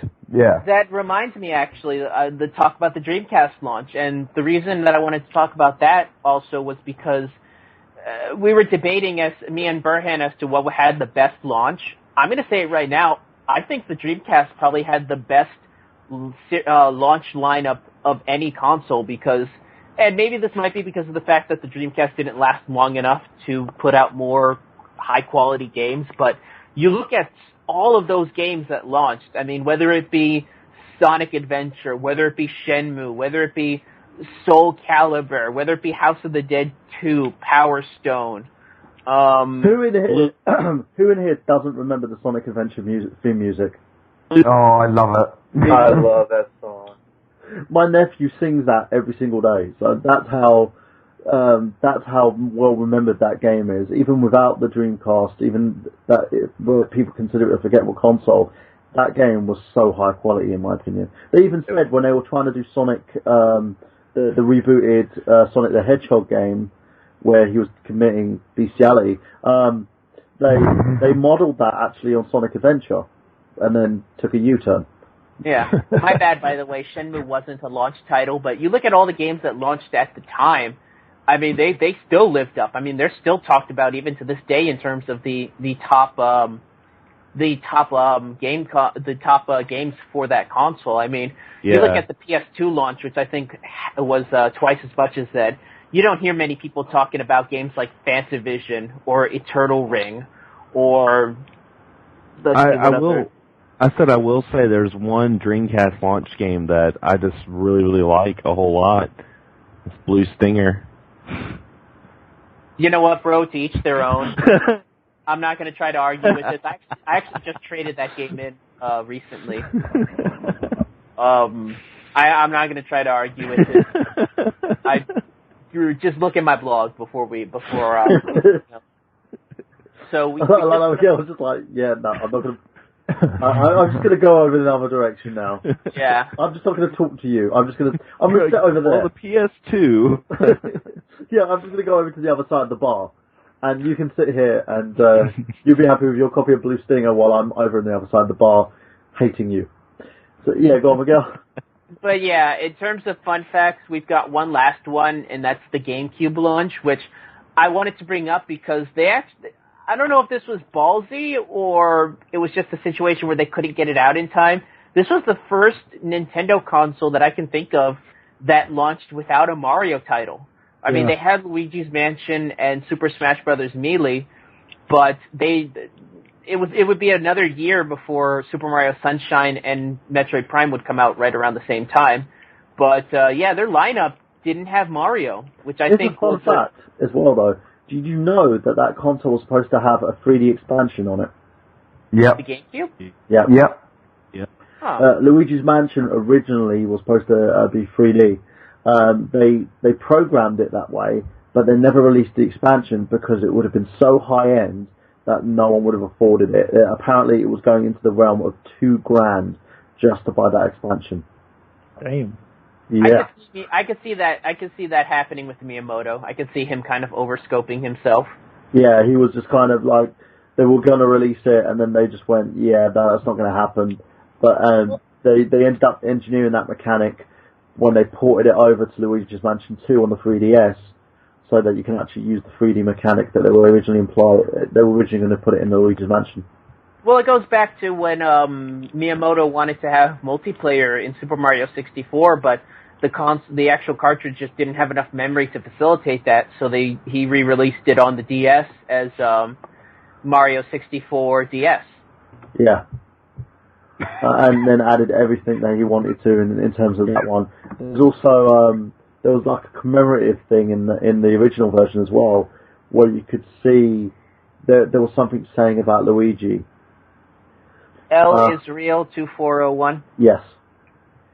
Yeah, that one got them into a lot of trouble in the long run, with people thinking that you need to collect like 2,401 coins before you can unlock them, which is actually impossible.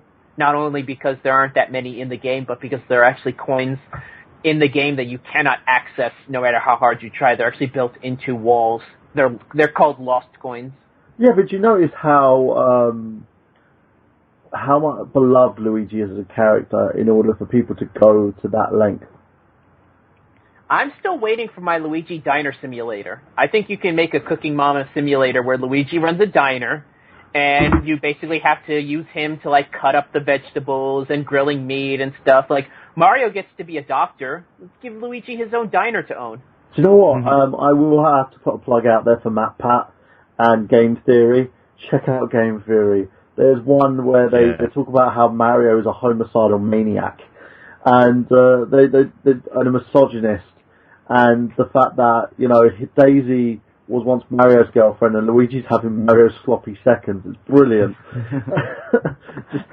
I love Game Theory. I actually plugged that on my the last episode of Excess Game Podcast. I'm actually going to see if I can get Matt Pat on the podcast, because I know he's got like a Gmail, so I'm going to give him an email, see if we can drop him a line and get him on I Got Gameplay and maybe do a Game Theory edition of the show, because it would be awesome, and it's so fun actually watching that show as well. He's I don't know if he's still part of the Punk Effect. Is he still part of the Punk Effect? I don't. Because I know he kind of branched off into his own channel now. I think he's with Normal Boots now with Peanut Butter Gamer. Yeah. And JonTron. Yeah. So hence his thing with that. But yeah, sorry Miguel, we're just kind of going off the topic there. So we'll talk about the GameCube launch. Yeah, there wasn't much to talk about except for the fact that it didn't have much in the way of an actual Mario title. In fact, I don't know if that might have hurt them in the long run, not having a Mario game. I'm actually surprised, especially considering all the hype people were talking about in terms of what was it called, Mario 128. I think people were talking about at the time. I remember it quite clearly because, funny enough, actually, that was the first ever games console launch I went to. Because if I remember rightly, it came out in the May. I can't remember what year it was at all for the life of me. But I remember getting it as an early birthday present, and my mum taking me along to go buy it. And I still remember I got what did I get? I got Bloody Raw. I really wish they'd come back out with that series. Oh yeah, they need to. Like, it was so good on the GameCube as well. Actually, like, I was a huge fan of it. I also got Sonic Adventure 2 because I love Sonic, and I have done. I hate what he's turned into in the recent iterations of a bestial who likes to get some hot, white chicks. Yeah, pretty much. And I can't remember what the other game I got was, but I do remember that Smash Brothers Melee wasn't out as a launch title as far as I can remember. I vaguely remember it coming out the day before my birthday, which was, I think, like 2 weeks after launch. Yeah. I was reading off the Wikipedia article, and they mentioned that it was... They lumped it in with Luigi's Mansion, but yeah, I'm reading the actual list of launch titles, and yeah, I thought Smash Brothers was on it, but no, it was just Luigi's Mansion. So that's even worse, because at least with Smash Brothers, you at least get some form of Mario. They didn't even get that. So you just got Luigi, man. Oh yeah, but I mean, to be fair, yeah, I still think that, to be fair, Smash Brothers made up for it. It is one of the most played games that came out on a Nintendo console. In all fairness, like, it appealed to so many different sort of fans of, like, obviously you had Star Fox in there, you had Pokemon, you had Kirby. It was just like such an improvement over the original Smash Brothers. Yeah, exactly. There were so many different fandoms in there that it kind of appealed to everyone. The fact that it was kind of like a fun beat 'em up game, and it wasn't too serious, and it was different to your standard beat 'em ups as well. as a kind of platform beat 'em up. I think that's probably the best way that you can describe Smash Brothers. You know, to this day, I still love it. I prefer it to Brawl. Like Brawl, I thought was a bit poor, to be fair, and I'm not really hyped about the new one coming out with 3DS and Wii U. Brawl was terrible. Because of the multiplayer just didn't work. It was broken, and they never even fixed it. Oh yeah, but I mean, like with Melee, I could quite happy, and I think the main thing about it was how the controller felt for the GameCube. I still, to this day, believe that controller is possibly one of the best feeling controllers I have ever used, like hands down. And like, I mean, I recently had like a play on the Xbox One when Ghosts came out, Call of Duty Ghosts came out. I went to the London launch party. I won a couple of tickets for it, as I mentioned in one of my YouTube videos. And but yeah, when I was playing, the Xbox One controller is, what have they done to it? Like, that's the best way I can describe it. Like, ABXY is all bunched up and really close together. This like back button and start button is like now in the middle of the controller. The guide button's now at the top of the middle of the controller. The triggers are kind of like they come round the side of the controller. It's bizarre. Like, I'm not a fan. And I think, for me, that's that's such a huge part of gaming for me, in general, with all launches, is how a controller feels. And, like, hands down, GameCube, it won me straight there and then. It was probably my favourite Nintendo console of all time. You know what my favourite controller, truthfully, is the Xbox 360 controller. I love the way it feels. You know, and the way it works. When I was playing the Xbox One controller, but I mean, it can be made better. Yeah, of course. But with the Xbox One, I felt it was more sleeker. They have like scaled it down a bit though, because it seems smaller in terms of its predecessor. But it doesn't seem that bad. I felt there was a nice little grip on it. It worked rather well. Everything was really responsive, even though the fact that probably like a million different people played on this thing before I even got a chance to. So the buttons probably weren't as great as they should have been. But it wasn't that bad. It's not the worst pad I've played. I think the worst pad I've ever played on was a ColecoVision, but we're not going to go into that one. Freaking key number pads and stuff. It was like I was dialing a bloody phone. But yeah, let's segue off that and have everybody's final thoughts on launches. So let's have a tally here. Best launch. Who says retro? Give me a minute. Yeah, so that's 2. Xander? I'm kind of stuck in between. But I guess I'll go with retro. Cool, so that's 3 on retro. How many on new? I am. Yeah, me too. Definitely new. Okay, I'm going to go and give that a 3 as well. So it's a 3 on 3 without a tiebreaker. Have your say, ladies and gentlemen. You can do so by going on to facebook.com/IGotGameplay. You can leave a message on there. Let us know, are you all for retro launches, or are you for actual current launches and new launches of games, because of the whole spectacle and how spectacular they are now, you know, and how they don't do things by halves. But again, on both sides, to defend both angles, it can be a good thing or a bad thing. Simplicity is usually the best way to do things, and truthfully, now day and age, things aren't that simple. Let's go on to the plugs now, and we'll start with you, Damien. Plug away. All right. First of all, I want to give out a shout out to a group that I'm part of on Facebook, which is Monster Hunter Community UK. These guys, as you can probably guess, are huge fans of the Monster Hunter series. As am I. I absolutely adore the series. And yeah, if there's any hunters within the UK that are listening to this right now, go check them out. They hold events, which the next one is in London on the 14th of December, and it's actually hosted by Capcom and Nintendo. So there will be representatives of both companies there, so you can go down, talk to them, find out about how things go on in those companies. I've had lengthy conversations with both the guys from Capcom and Nintendo. Where's the event being held and what day is it? I can't remember right now, but I will post up the details on I Got Gameplay Facebook.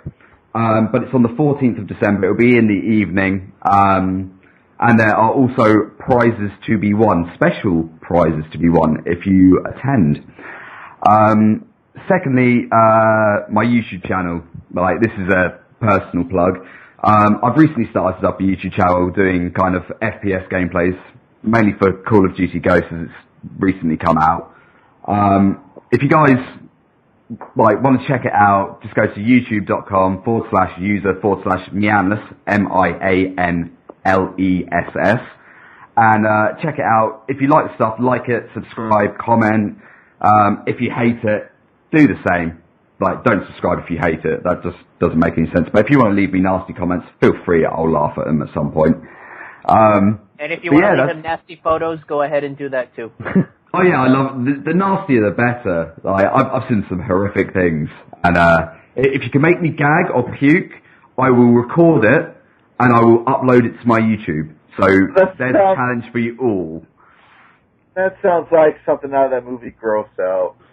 Let's take away from that. Travis, go on, go for your plug. As you know, or if those of you don't know, I host 2 shows on YouTube. I have one show, it's called Rose Colored Reviews, a show where I take a look at classic video games, television shows, movies, and through rose-colored lenses, I see they still stand the test of time. You can find that on youtube.com/rose-colored reviews, and I have another show on YouTube called Rose Colored Let's Play, where I play classic video games, commentate on them as I play them, and see if they're still worth playing today. You can check that out at youtube.com/rose-colored Let's Play. And I'm on Twitter it's Travis Scott 79. I am a contributing writer to fanboysanonymous.com. And on Tuesday nights, you can find me out here on Mega Powers Radio. Tuesday nights, 8 p.m. Eastern, 7 p.m. Central, where I host Geek Speak Live. And Zach, sorry to cut you off there, Travis. We've got to quickly get these plugs out of the way before the show ends. Zach? Yeah, hey guys, you can catch my band, some of our new music at Kiltac9. That's KILTAC 9.bandcamp.com. Our newest record is out through the Promised Flavor. Kind of punk metal band. Check us out there. And if you want to find me and my co-host Kyla, you can go to YouTube and search Getting Your Nerd On, and you can find us there. We've been doing some pickup videos, and we got a bunch more stuff coming out, some more games I couldn't beat when I was a kid and all that kind of stuff. So come over and find us, subscribe. We're almost at 150 subs. When we get 150, we're going to have a contest and give some games away. So thanks. Xander? I also have a YouTube channel. It's youtube.com and also on Facebook, Xander Scullion, and I also host a podcast, Access Gaming Podcast, that you guys can look at on Podomatic.com or subscribe to it on iTunes. And Miguel? Fanboysanonymous.com. Check out 90s Kid Presents. I've finally got my second part of my top 16 greatest games of the late 90s done. I'm going to post it up for editing and then publish it within the week, hopefully. So you'll be able to read that. Check out This Job for Hire. Episode 3 is going to be coming up, the episode that I wrote. So check that out on Michael Burhan's YouTube page, youtube.com/Michael Burhan, I'm going to assume is The Nerd Genius. Oh, The Nerd Genius. Check it out on the Nerd Genius page. And that's pretty much it for me. Also, check out Shaun Hennessy, twitter.com, Shaun Hennessy 2K37, youtube.com, Shaun Hennessy 1989, who's just Shaun Let's Plays. You can also check me out, youtube.com/The Nerd Genius for all my YouTube content. Nerdgenius.com, of course, which houses I Got Gameplay and loads of other little facets, including the Otaku Nation, which is now going to become a blog post only, due to the fact that the show is no longer exists on Mega Powers Radio.